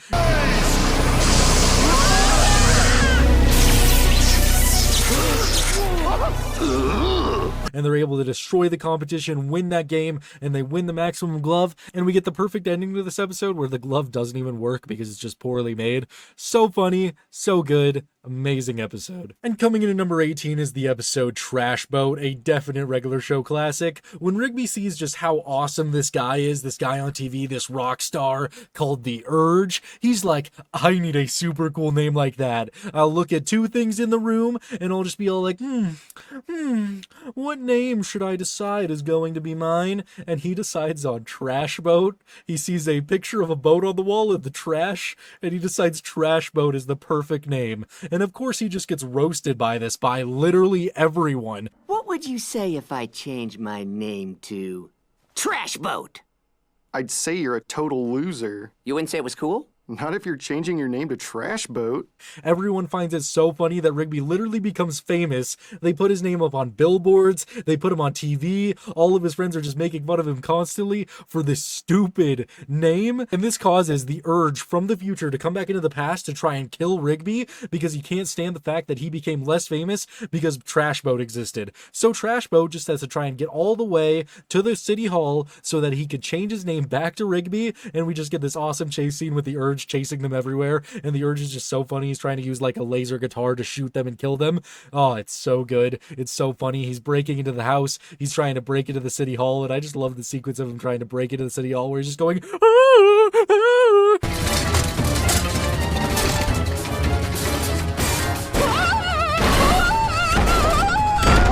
It's so good. It's so funny. And then a bunch of other people from the future also show up to just try and kill everybody else because apparently every single name is just causing a lot of turmoil for a bunch of different artists, and we just get this awesome brawl. Rigby is able to change his name back to Rigby. That's the end of the episode, and it's so good. This episode is so funny. I just still can't believe that he decided to name himself Trash Boat. I know that Rigby is an idiot, but Trash Boat? Really? And I know I've done this gag before, but let me just look around real quick. Okay, we have Chapstick, Alligator Claw.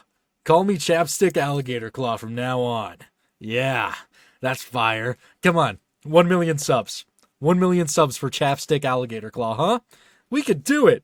Yeah! Coming in at number 17 is Muscle Mentor, and I just love the concept for this episode. It's all about Rigby being strapped to Muscle Man in a baby harness because Rigby has to learn to properly do his job. Already that concept, cinema. Cancel the Lost Tapes and make this a reboot about just Rigby attached to Muscle Man. That's all I need in my life. Hey everybody, look! It's Rig Baby! Quit it!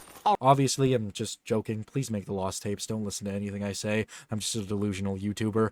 Everyone hates me. Make the lost tapes. It's what we need. But either way, the episode opens with Rigby just complaining about how he doesn't know how to do anything in his job. He's just slacking. He hates everything. Benson overhears this, and he's all like, okay, you're done. You're fired. Get out of here. Done with you. And Rigby's all like, I don't know how to use a hose. Nobody ever taught me how to do this. So Benson's all like, okay, nobody ever taught you how to do the most basic things in life. Somebody will teach you. And so he makes Muscle Man coach Rigby for an entire day to get him up to code with how to do everything in the park. And it's just so funny, just the visual of Rigby attached to Muscle Man like this. It's so good. And Muscle Man is just taking him through all the hardest work in the entire park. Rigby has to put his face in feces. He has Now pick up that bag of fertilizer, Rig baby. to rub himself in mud. He has to do all of these super hard jobs attached to Muscle Man. And the final thing that Rigby has to do to prove that he's ready to actually be able to do the job on his own is to carry Muscle Man 10 feet to a drinking fountain so he could get a drink. Muscle Man lets go of all of his weight. Rigby has to carry him, and Rigby gives up. He can't do it. And Muscle Man is like, okay, baby, you want to get out of here? You want to get out of here, Rig baby? You want to get out of here so bad? I'm going to pull the cord. And if Rigby touches the ground, he is fired. And so Rigby's like, no! Muscle Man pulls the cord, and then we just get Ride 'em Rigby.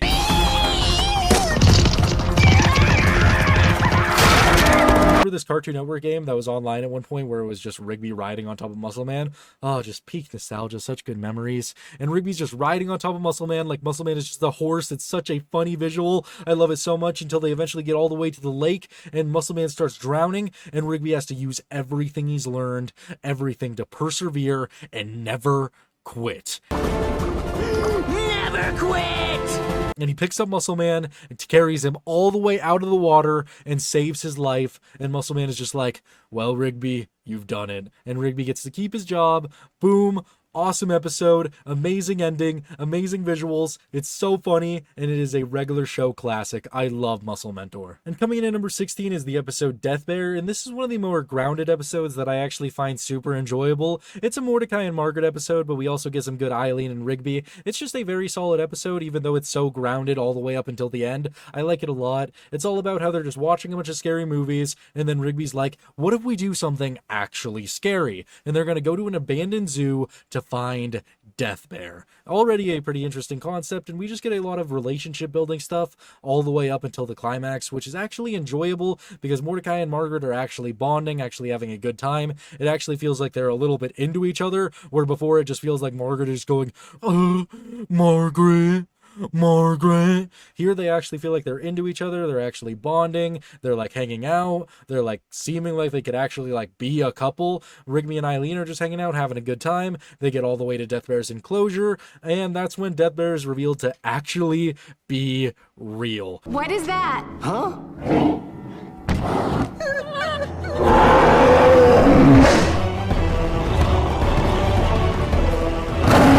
He comes out, he's wearing a spiky hat, he has a cape, and he's just super cool. I love Death Bear so much. And Death Bear just starts an epic chase where they have to run all the way back to the house with Death Bear chasing them. It's just so good. They get back to the house, barricade the doors, but that is not going to stop Death Bear. Eileen is calling animal control. Everybody's trying to stop it. Death Bear gets in. He's about to take out Eileen. And then Mordecai just does literal like super strength feats of just shoving the bear through the wall. I don't know how he's able to do this. It's physically impossible for something of his stature to move a literal grizzly bear. But either way, Mordecai for the win. And then the Eileen!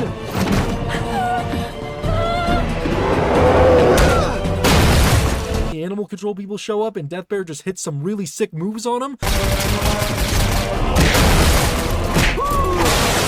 Literally just kicking them into existence. Oh, it's just so good. Death Bear's so cool. And then we just get more badass Mordecai where he's using a tranquilizer gun on Death Bear just nonstop. Death Bear passes out. Boom. End of the episode.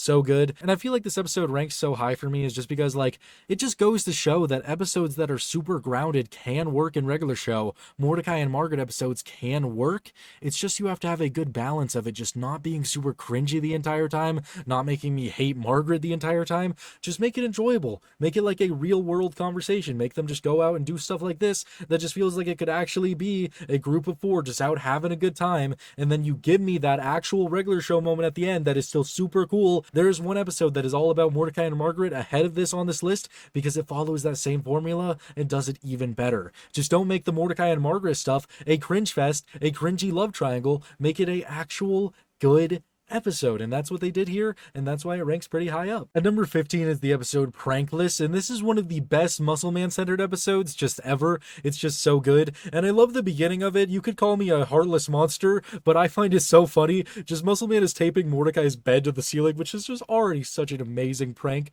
Why would you do something like this? But then Pops runs in, and he's just like, I got you this time, balloon. Oh!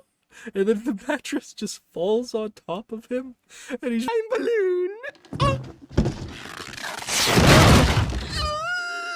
Just like, I know it's bad. I know you're supposed to feel bad for Pops, but it's just his voice, man. How am I not supposed to laugh at him getting crushed by a bed? It's impossible. Muscle Man feels extremely bad about this, so he decides he's going to renounce pranking. He's never going to prank ever again, and this invokes Prank Wars 2. And Prank Wars was a thing that was going on between Gene's park and Benson's park, and they were just going at it, pranking each other nonstop, and the park was almost destroyed by Gene, but it was all thanks to Muscle Man launching this super balloon of water and destroying their park. That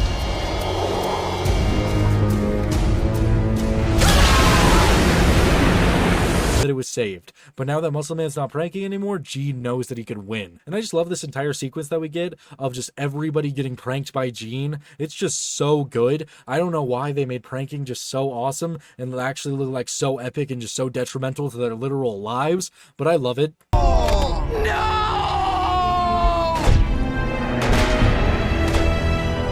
Gene pranking all of them, really solid. Mordecai and Rigby even get like covered in tar and feathers and get shot with tomatoes. Amazing pranks, makes it look like an actual war, and I love it so much. And the only way that they can get Muscle Man back into it, back into the fight, is if Pops takes some more physical damage. So they decide that they're going to put a little like fist in a box, you know, those like spring fists, and they give it to Pops, and Pops is visiting Muscle Man, and he's all like, oh, I got this gift from Gene. Oh, I wonder what it is. Then me get well confectionaries. Their pranks are hurting me. And the fist just comes out and punches Pops in the face. And then Muscle Man's like, it's on, bro. And he just unleashes one of the craziest pranks I've ever seen. I don't even know how he could achieve this. He does it with smoke and mirrors, but he literally makes Gene think that he's going to die.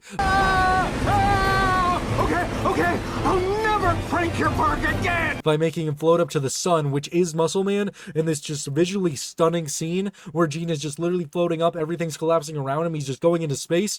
Yeah, it's crazy, but it's all fake. It's just done with mirrors, and Gene loses the war because of Muscle Man. So good. Such a good episode. It's so funny, has so many good comedic moments. All of the stuff with the prank war stuff was awesome, and this will always be one of the classics for me. At number 14 is the episode Skips versus Technology, and this is such a solid episode for Skips, definitely one of his best. It's just so good. It's all about how Skips can't fix the computer, which is literally just spewing out paper. It has a ton of pop-ups, and Skips can't fix it, but Skips is the guy that could literally fix anything. So it's just Skips has to go and try to learn how to fix computers. He's trying his best to learn about computers. None of it's working, so Mordecai and Rigby have to call Tecmo. And Tecmo is just, you know, 13-year-old's like dream like person. He's just so cool. He has a badass sword. He's a technomancer. He's awesome. He can do all this stuff with a keyboard. He is just literally, if you were like, what's your like favorite kind of character that you just think is so awesome and so cool, Tecmo would probably come to your mind because he's awesome. He feels out of place in this series, and I wish we got more Tecmo because he's just so cool.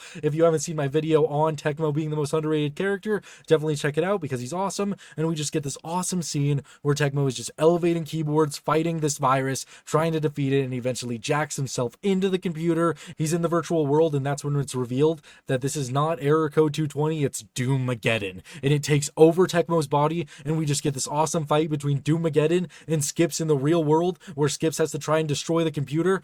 Oh, it's just so good. They're able to defeat Doomageddon when Skips is able to destroy it, and just the ending is really wholesome, where the entire time they were trying to use the computer, everything that was wrong was just because they were trying to print out a paper, thanking Skips for everything he does for all of them, fixing anything. And yeah, it's very wholesome. There's a lot of good moments in this episode. I really like it a lot. One of the best moments is when the computer is initially being shown to Skips as just evil, and Skips is like, we have to destroy it now! I thought that was pretty funny. But overall, just a very epic episode. Everything with Tecmo was really awesome. The final battle was really epic, and that's why it ranks a little bit higher on the list. 13 is the episode Think Positive, and when I was doing some reviews about all these episodes, just looking at what other people had to say about them, everyone hates this episode. Why? It's so good. Everyone's initial reaction like 13 years ago was, oh, this episode's the worst. This is the worst of the season. Why? Because Benson's a main character in it. He's so good at this. He's so funny. The episode is literally just Benson crashing out for 12 minutes. What's not to like about that? And all of his interactions with Mordecai and Rigby just make it even funnier. I love it so much. The episode is all about how Pops tells Benson that he's not allowed to yell anymore. He's done. If he yells one more time at Mordecai and Rigby, he is fired. And just the entire sequence of just like Pops reflecting on every single time Benson yells at Mordecai and Rigby. So funny. It's so good. Doing soda? You can't use soda! Yeah, but the hose! Oh, what? It's too hard to get the hose? I love every single reaction that Benson has to them because they are truly just stupid. They're so dumb. And then we just follow this up with just every sequence of Benson just trying to hold in his anger. Yeah, exactly. But when you turn it on... Sorry. Get out of my sight! He just has to contain himself every single time he sees Mordecai and Rigby. He tries to say Ohm. That doesn't work. That does nothing. He tries counting. That works even worse because Mordecai and Rigby just egg him on. 93, 94, 95, 96, 97. He tries to get this audio tape, which leads to him destroying his entire apartment.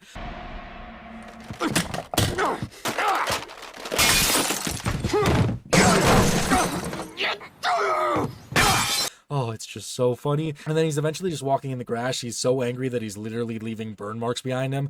And then his gumballs start glowing and spinning in a ring of fire, and he starts floating up because it's just too much for him to bottle in his anger this much. And then Pops is all like, oh, jolly good show. I think I made a little mistake. Benson, you could yell at them. And then he yells at Mordecai and Rigby, and it's just this unleash of just like fire and rage, literally exploding Mordecai and Rigby and making them deaf.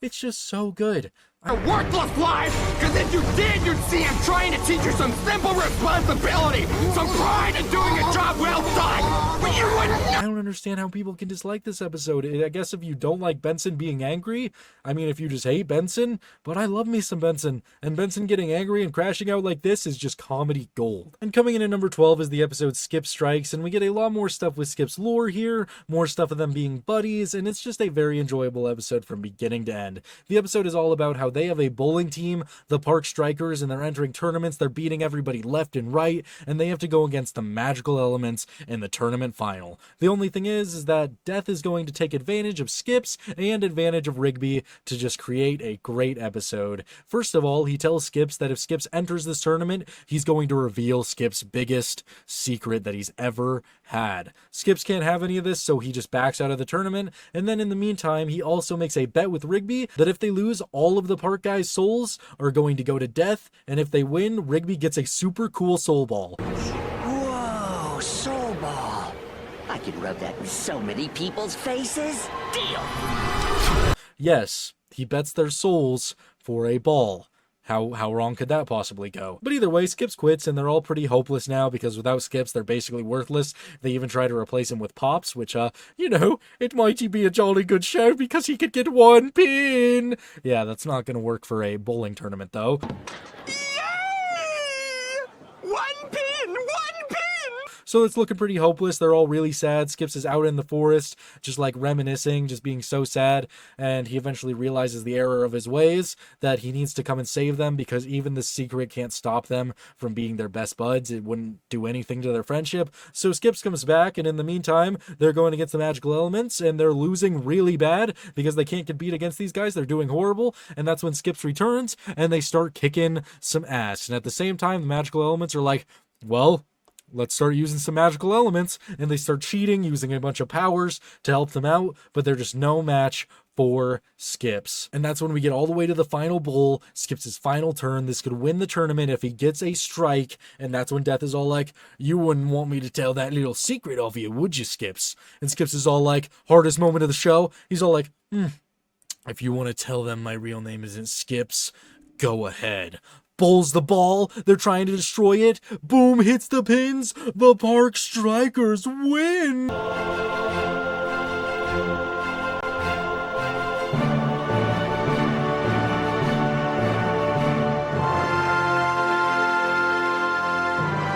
Woo, baby! There you go. And that's the entire episode. They just drive home, and Skips is all like, I just didn't want everybody to know my name is Walks when I skip all the time. And yeah, that lore is fleshed out way more later on in the series, but still a very good, just like little hints of Skips lore there. Why he's immortal, why his name is Skips, just all of that stuff just being thrown out a little bit there. They made bowling so cool in this episode, and they just this entire concept is just so awesome. I love it so much. I love the brotherhood between all of them. The montage of them being sad, the soul ball stuff, all of it is so funny, so good. Great action scene with bowling. It's just a phenomenal episode. Coming in at number 11 is the episode Camping Can Be Cool, and this is a Mordecai and Margaret episode done right. Done perfectly. It's not a cringe fest the entire time. Yes, we get some awkward moments, but it's just all actual relationship building, actually making them bond. We get a great balance with Rigby and Eileen also bonding that keeps me actually interested the entire episode and not ever wanting to skip this one, because this episode is a banger. Like Death Bear, it follows that kind of same formula of just a slow build with like just normal stuff, and then that ending is when stuff gets truly crazy. The episode is all about trying to show Margaret and Eileen that camping can be cool. So they take them on a camping trip, they go into the woods, and they go to this secluded spot where you're not really supposed to go camping at, but they go there anyway, and they're just having a great time. And I also just love the highlight of Eileen in this episode, just showing her off as just one of the coolest characters in the show. The beginning of creating Eileen as an actual character instead of just this nerdy girl that likes Rigby. Loved that aspect of this episode. I mean, we get an awesome joke with her where she's apparently been going out into the woods for a long time. Yeah? Yeah, I used to get lost in the woods a lot. When you were a kid? Last year. Kind of weird. And then we also get her creating a campfire out of nothing. That was awesome. And then she's just super smart the entire time. Eileen is a highlight of this episode, and I'm glad that she's actually becoming a real character, because for female characters in the show, we basically have nothing to show for. We really don't. So having at least Eileen slowly becoming a character, that's a good sign. We actually need that. And then as for Mordecai and Margaret, they're just bonding the entire time. They get on top of the car, they're staring at the stars, they're just talking, having a good time. It's great. And then they see this weird looking deer, and they're just like, oh, that deer's cool. He's just hanging out there all the time. He's a cool looking deer.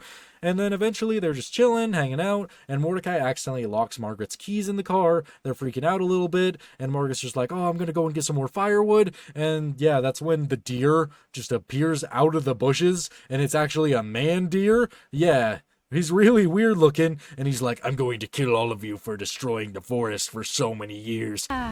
Take filthy hands off branches. What? Mordecai! What? What is it?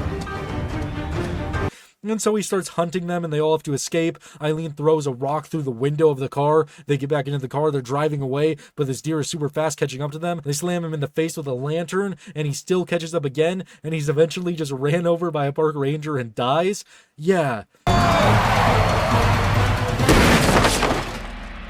Crazy episode. Such a awesome chase sequence at the end. The deer subversion where he's actually just a man deer. Oh, that was awesome. Such a good way to end this episode. And I actually found all of the Margaret and Mordecai stuff actually entertaining. Actually like good bonding. I'm perfectly fine with Mordecai and Margaret and all of that relationship stuff when it's done right. When I don't feel like I have to watch just horrendous failing the entire time.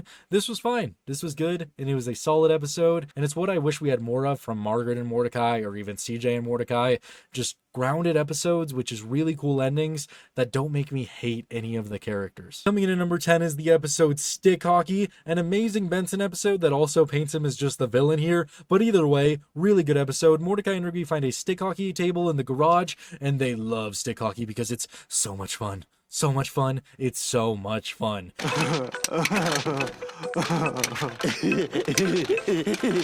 and Benson takes away their stick hockey table because he's an asshole and he doesn't want them to play stick hockey. I mean, we learn more of the actual reason why later on, but either way, at this point in the episode, he's just viewed as an asshole. They try to do everything they possibly can to get the stick hockey table back. I mean, because they went through so much. They decummed the entire park. That was the only way that Benson was going to let them keep the stick hockey table, and he just went back on his word and took it away anyway, even though they put in so much work.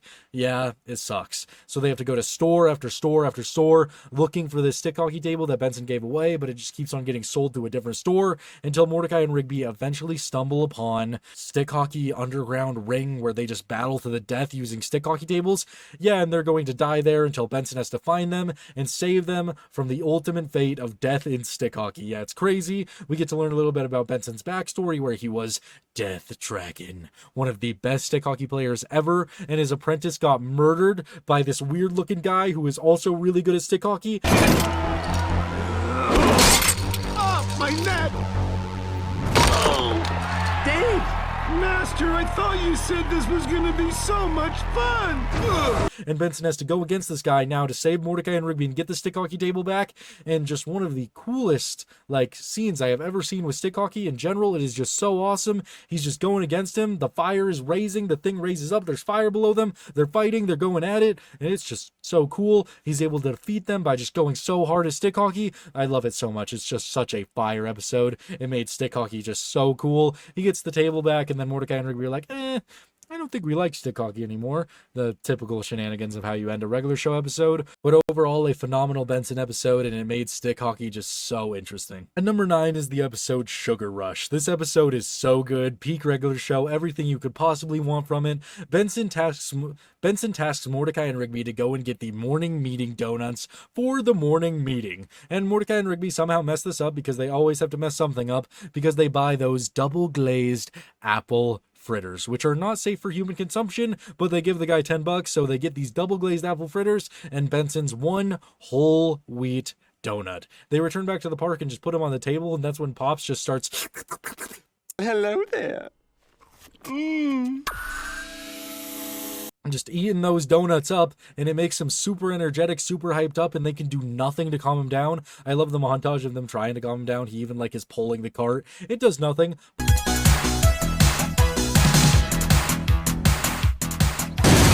Pops cannot be satiated. He just has a maximum amount of energy. So they go to Skips and they're like, Skips, my man, how do we save Pops here? And Skips is all like, well, theoretically, if he eats more sugar, he should crash out because I've seen this before. And Skips has not seen this before. Believe it or not, he has no idea what he's even talking about. Because they open that box of donuts, Pops runs over and he's like,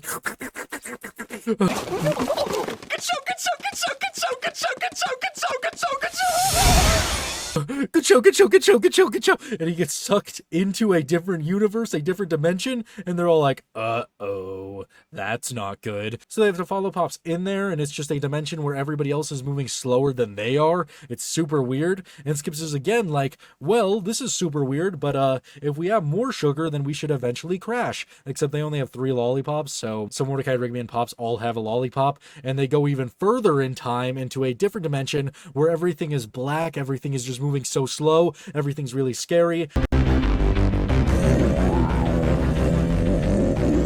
And Mordecai and Rigby figured out that they need the opposite of sugar. They need a whole wheat donut, so they eat Benson's whole wheat donut, and that sends them back, and they're able to go back to Skips, and they use their super speed to get to the morning meeting on time, barely making it, just on time, and yeah, that's basically the entire episode. We get a great ending sequence where Muscle Man sees the double glazed apple fritters, and just, and just, I'll just show you what happens. You know who else likes to stuff themselves with their boss's free donuts? My mom!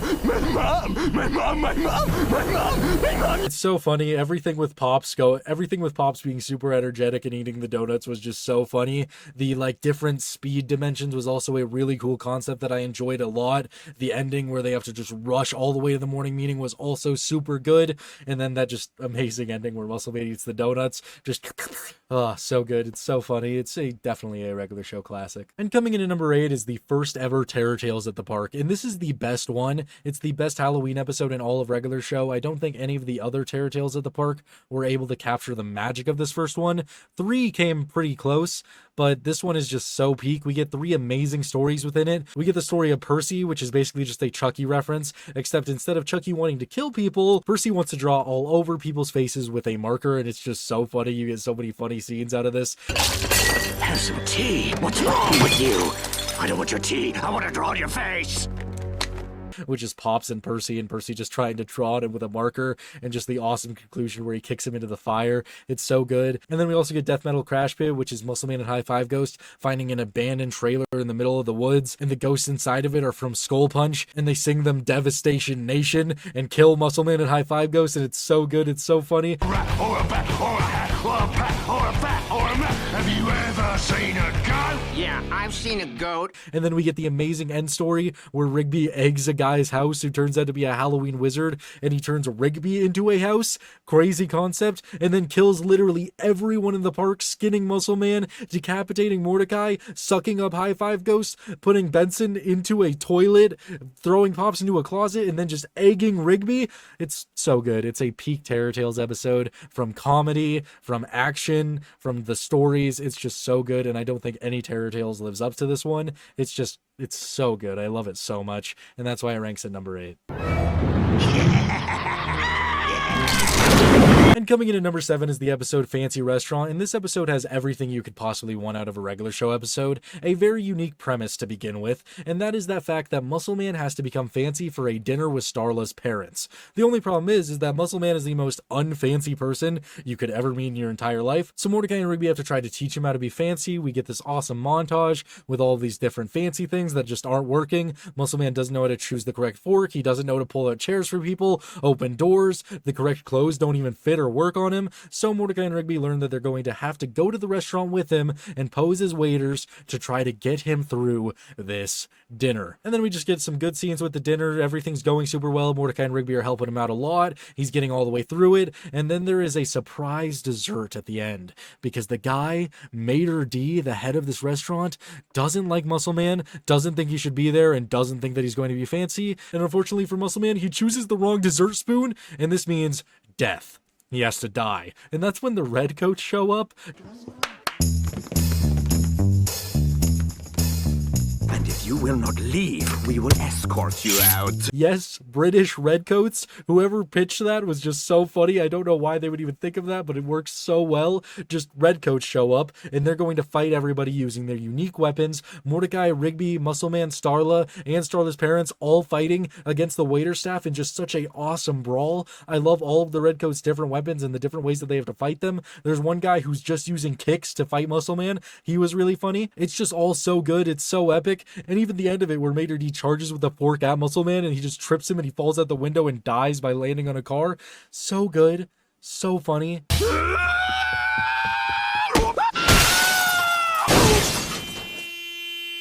And it's even revealed that Starla's parents were just trying to act fancy for Muscle Man as well, and then they just go to Wing Kingdom, and they're all happy. Happy ending. One of the best episodes in the entire series. This is everything I need out of a regular show episode. And this is just the best way you could give me a regular show episode. Give me a premise that is super weird, like Muscle Man trying to be fancy, and then just make it super funny all of the ways that he fails at this, and then just that awesome just ending with the whole dinner, the whole fight, just puts it all together in one neat bow that creates a great story and an amazing episode. Coming in at number 6 is the episode Busted Cart, and I believe this is the best Benson episode in the entire series. This episode really changed Benson from just being the annoying, hateful boss to a character that you could actually sympathize with, because it's all about how Mordecai and Rigby destroy the cart, and that means Mr. Maylard is going to put it all on Benson's shoulders because Benson is the boss, and Benson has to drive all the way to the cart depot because he has 1 day left before the warranty expires, and if he doesn't get the warranty, if he doesn't get a new cart without having to spend a ton of money, he's going to be fired.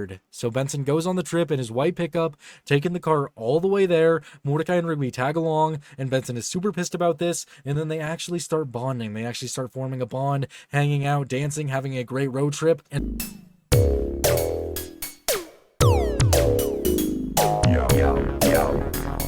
And Benson's super tired from all this driving, so he puts trust in Mordecai and Rigby to just go to the car dealership. It'll be fine. Everything will work out. And instead of doing this, they go to an arcade and waste all of their time there and stay there all night because they lost track of time. And then we just get one of the realest scenes in all of regular show. Excuses! Excuses! How am I supposed to trust you when all you give me are excuses? When are you two gonna learn that your actions have consequences? Consequences that affect other people, like me! With Benson just breaking down, because if he doesn't have this job, then he literally has nothing to live for. This is all he has. It's one of the realest moments in the entire show, and it's a moment that changed everyone's perspective on Benson and made him seem like an actual person, and that's why I love this episode so much. And then we get the awesome climax where they have to do some stunt karting on the most dangerous highway in the entire country.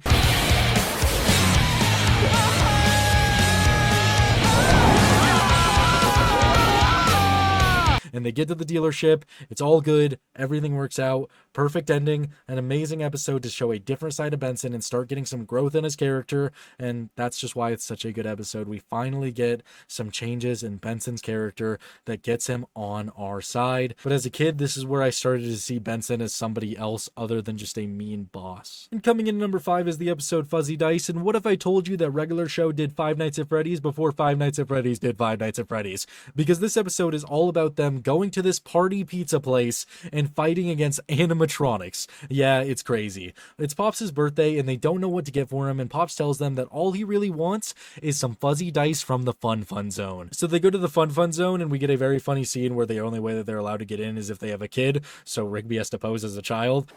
What is it, man? Whoa, whoa, whoa, whoa, whoa, whoa, whoa, whoa, whoa, whoa, whoa, whoa, whoa. That was great. And they try to just buy the fuzzy dice, but they're not allowed to, so they have to play all of the arcade games to try to win enough tickets. Already love that concept. An arcade episode where they're just playing arcade games and winning tickets, and they still don't have enough tickets by the time they only have one token left. And the only way to do this is to play skee ball.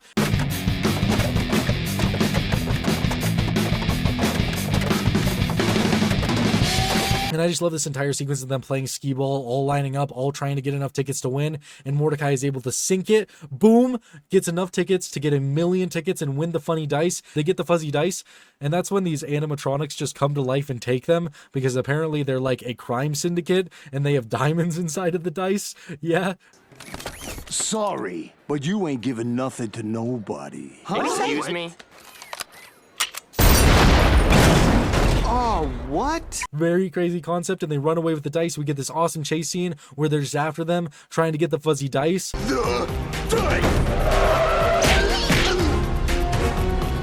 off, creep! And then the government shows up, and we just get this shootout in regular show. As a kid, I thought this was crazy because you didn't really see guns in cartoons a lot. But here, they had every gun you could ever imagine. They had a sniper, they had a pistol, they had a literal minigun just fighting against these animatronics, and it was so cool, it was so epic. And the last animatronic is taken out by, he gets shot all the way onto a boat, and they explode the boat with a rocket launcher.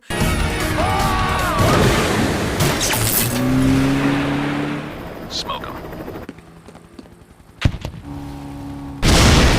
And they get the fuzzy dice, and they give the fuzzy dice to Pops, and we get a really funny ending. Oh, I love it so much. Such a peak regular show episode. Everything in the arcade was great, and then we get animatronics coming to life and an awesome shootout at the end. What else could you want for your entertainment? Coming in at number 4 is the episode Slam Dunk, also known as the regular show basketball episode. This is also peak regular show. It's all about Mordecai and Rigby fighting Muscle Man and High Five Ghosts over computer time because Mordecai wants to make a website for Margaret because he sees Margaret's fat ass. Yeah, literally. They show this in a kid's show.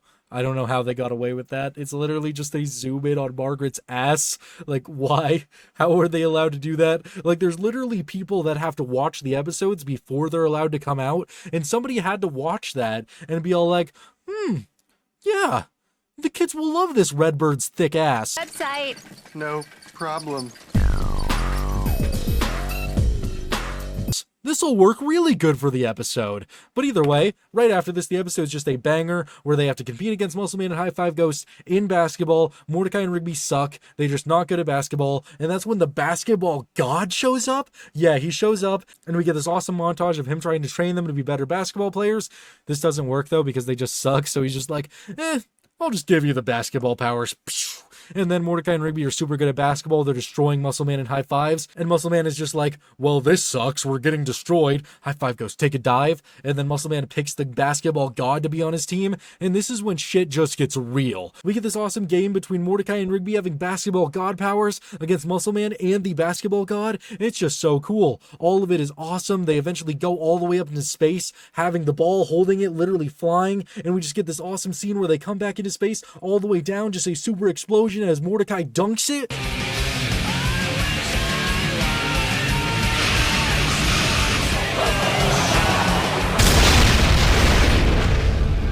Oh, so epic. A basketball regular show episode was just so good. But it turns out because he went into space, time was different. So Margaret made Eileen make the website. And yeah, Mordecai missed out on the opportunity to get some Redbird ass. But at least we got an awesome basketball episode out of it. It was just so cool. And coming in at number 3, woo, top 3, baby. This has been a journey and it's only going to get crazier because season 4 has 40 episodes. Season 5 has 40 episodes. Season 6 has 40 episodes. And then it finally slows down in season 7 and 8. But pray for my mental state because I have been talking for so long. You only get to see like an hour and 45 of this, but I have been talking for a very long time. I mess up my words a lot, man. I have been talking to myself about regular show for so long. But either way, number 3, Weekend at Benson's. This episode is also peak regular show. The beginning of it is just so funny because Mordecai and Rigby are just arguing and they knock Benson off a ladder, and Benson is only up there because they can't put in a light bulb of all things, and Benson gets knocked off the ladder. He gets knocked out cold. Hold the ladder! And so they have to weekend at Bernie's Benson and carry him around like a corpse with sunglasses on because Benson has a huge party tonight with Audrey and they have to paint him as the coolest guy there. And the way to do this is to make him eat a bunch of hot peppers going up against the Iron, the FE, and they're going against him in this super awesome just hot challenge where there's eating peppers, just shoving peppers down Benson's gullet until eventually Benson starts to wake up and they take him into the bathroom and he's like, oh, my mouth is on fire. Oh, what am I doing? And then Mordecai will be like, dude, you're in a contest against the Iron, but you're about to win. You just got to drink the Mississippi Queen.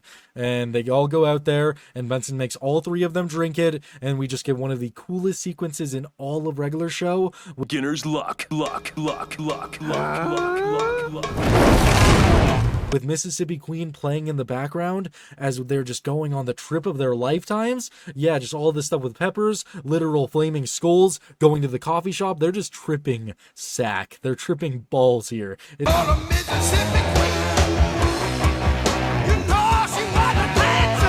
It's crazy. It's so much fun to watch. Such a great sequence, such a great song choice. They eventually end up back at the park. Benson has Audrey's number on his chest. Great episode. Benson gets a win here. So good to see Benson get a win, even though it was kind of involuntary for most of the part. But all this stuff with Mordecai and Rigby at the party, force feeding Benson. The Iron was a pretty decent villain. It makes for a great episode. Definitely earned a top 3 spot. Coming in at number 2 is the episode Wrap It Up, and this will always be one of my favorite regular show episodes. I appreciate it so much as an adult. As a kid, I wish I liked this episode more. I wish I knew who Childish Gambino was. I wish I knew who Tyler the Creator was. I wish I knew who MC Light was, because if I did, I probably would have praised this episode every single day and watched it every single day, because this episode is fire. We get the crew here, which is made up of Tyler the Creator, MC Light, and Childish Gambino, and they're all just this rapping crew that are just having rap battles against everyone in the park. The opening sequence is just awesome. We just open with some rap battles against this one guy just going up against crew. So good. Demolition, the dopest girl on the mic.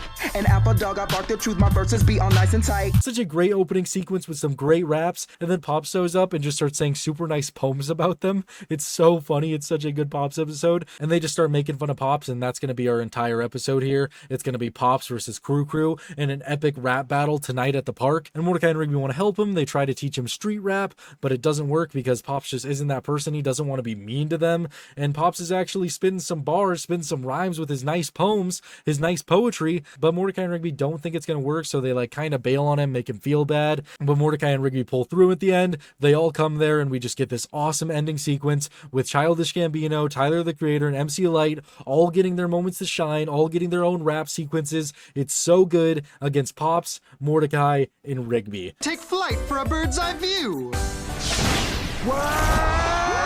It's all so good. All of these battles are so good. All of their verses are so good. I honestly thought Crew was going to win this, but they don't. They all die in horrible ways. But either way, even the poetry side of it, Pops was going off with poetry, Rigby was going off with poetry, Mordecai was going off with poetry, and even though all their verses are pretty good, it's also visually very appealing because everything they're saying actually comes to fruition. Like anything they rap about actually starts happening to their opponent. A squirrel, some kind of fat meerkat who thinks he's rad, and look at that, your girlfriend's dropping. It's just all very good. It has an awesome ending, and this will always be one of my favorite episodes, not just because of the guest stars, but it's just such a solid episode, and it's so much fun to watch, and it's so entertaining. I love it so much. And coming in at number 1, the best episode in regular show season 3, call me predictable, call it overrated, but Eggcellent is the best episode in season 3. This episode literally won an Emmy. It was that good. This episode has the perfect opening sequence with them just watching a commercial for the Eggcellent challenge, and then they go to the restaurant and Rigby attempts this ultimate challenge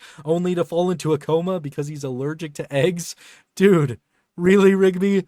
You're so dumb. You're so dumb that it's funny, man. But either way, Rigby falls into a coma, and then we get some actual, like, real moments that feel real. Mordecai is just above his bed, and Benson just has to walk in and be like, well, if you guys were just doing your work, and Mordecai just punches him in the face, because that's not what this is about. This would have happened. His friend is literally in a coma. Why would you say that? And then we get some actual, like, friendship bonding moments where everybody comes together to defeat this challenge and learn how to beat it because Mordecai can't do it. We get an incredible montage as Mordecai is training to defeat this challenge with everyone's help, trying to learn how to beat the Eggcellent challenge using this book that Benson found. It's so good. This montage is honestly incredible.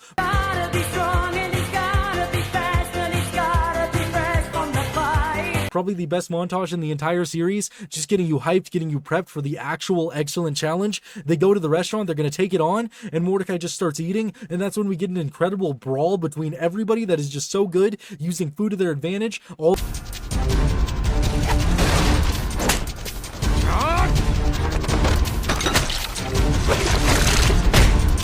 the guys from the park fighting the entire waiter staff, a peak fight, a food eating challenge in the background that is timed, puts the pressure on, the tension is rising, it's so good, and Mordecai actually manages to beat the challenge, but in order to get the hat, you get even more tension, where he has to pick the correct hat or he literally dies. You choose incorrectly, you will die. Yeah. So crazy. He picks the correct hat. He puts it on Rigby's head. Rigby comes back because he has his hat now. Yippee. So great. So awesome. Such a good episode. And then it ends with Rigby seeing a challenge for a steak and eggs. And he's like, let's go do that. Perfect comedic way to end the episode, and this will always be definitely one of my favorites in regular show. A lot of people call it overrated because it's always praised as being the best episode in the entire series, mainly because of its Emmy win and its incredible premise and that awesome montage. But it's just a solid episode. If you ignore all of the facts that it's overrated and that it won an Emmy, it's still so good, and I still think it's better than all of the other episodes on this list because it has everything you could possibly want. A comedic, amazing premise to begin the episode, an awesome fight is in the episode, an awesome montage, a great happy ending, a perfect story is told in 12 minutes. I will stand by this till the day I die, that Eggcellent is a phenomenal, perfect regular show episode, and that's why it earns the #1 spot for season 3. And there you have it, everybody. I hope you enjoyed this video ranking every single episode of regular show season 3. Man, this was a long one. This is going to turn out to be my longest video that I've ever made on the channel, and I hope you enjoyed every single second of it because, I mean, although my voice really hurts now, hurts pretty dang bad, I had a lot of fun making it. I love talking about this show, and I'm glad I've created an audience that actually enjoys listening to me talk about this show as well, and I got lots of good stuff on the way. I'm going to be talking about the regular show movie. I'm going to be doing a retrospective on Marceline's Stakes in Adventure Time. Yeah, that should be pretty fun. I do still have that BoJack video on the way. Lots of other regular show content on the way, every single other part to this series, obviously, and yeah, just lots of good content. I'm always down to hear your suggestions, and I truly appreciate every single one of you. We are on that road to 10K, and we are almost there. I don't know, it means a lot to me because I'm so close to, like, proving everyone wrong that I could actually do this, and that I could actually become a content creator. I've had it before. I was famous on TikTok, and I lost it all, and I'm slowly getting it back, and I'm proving that it wasn't a fluke.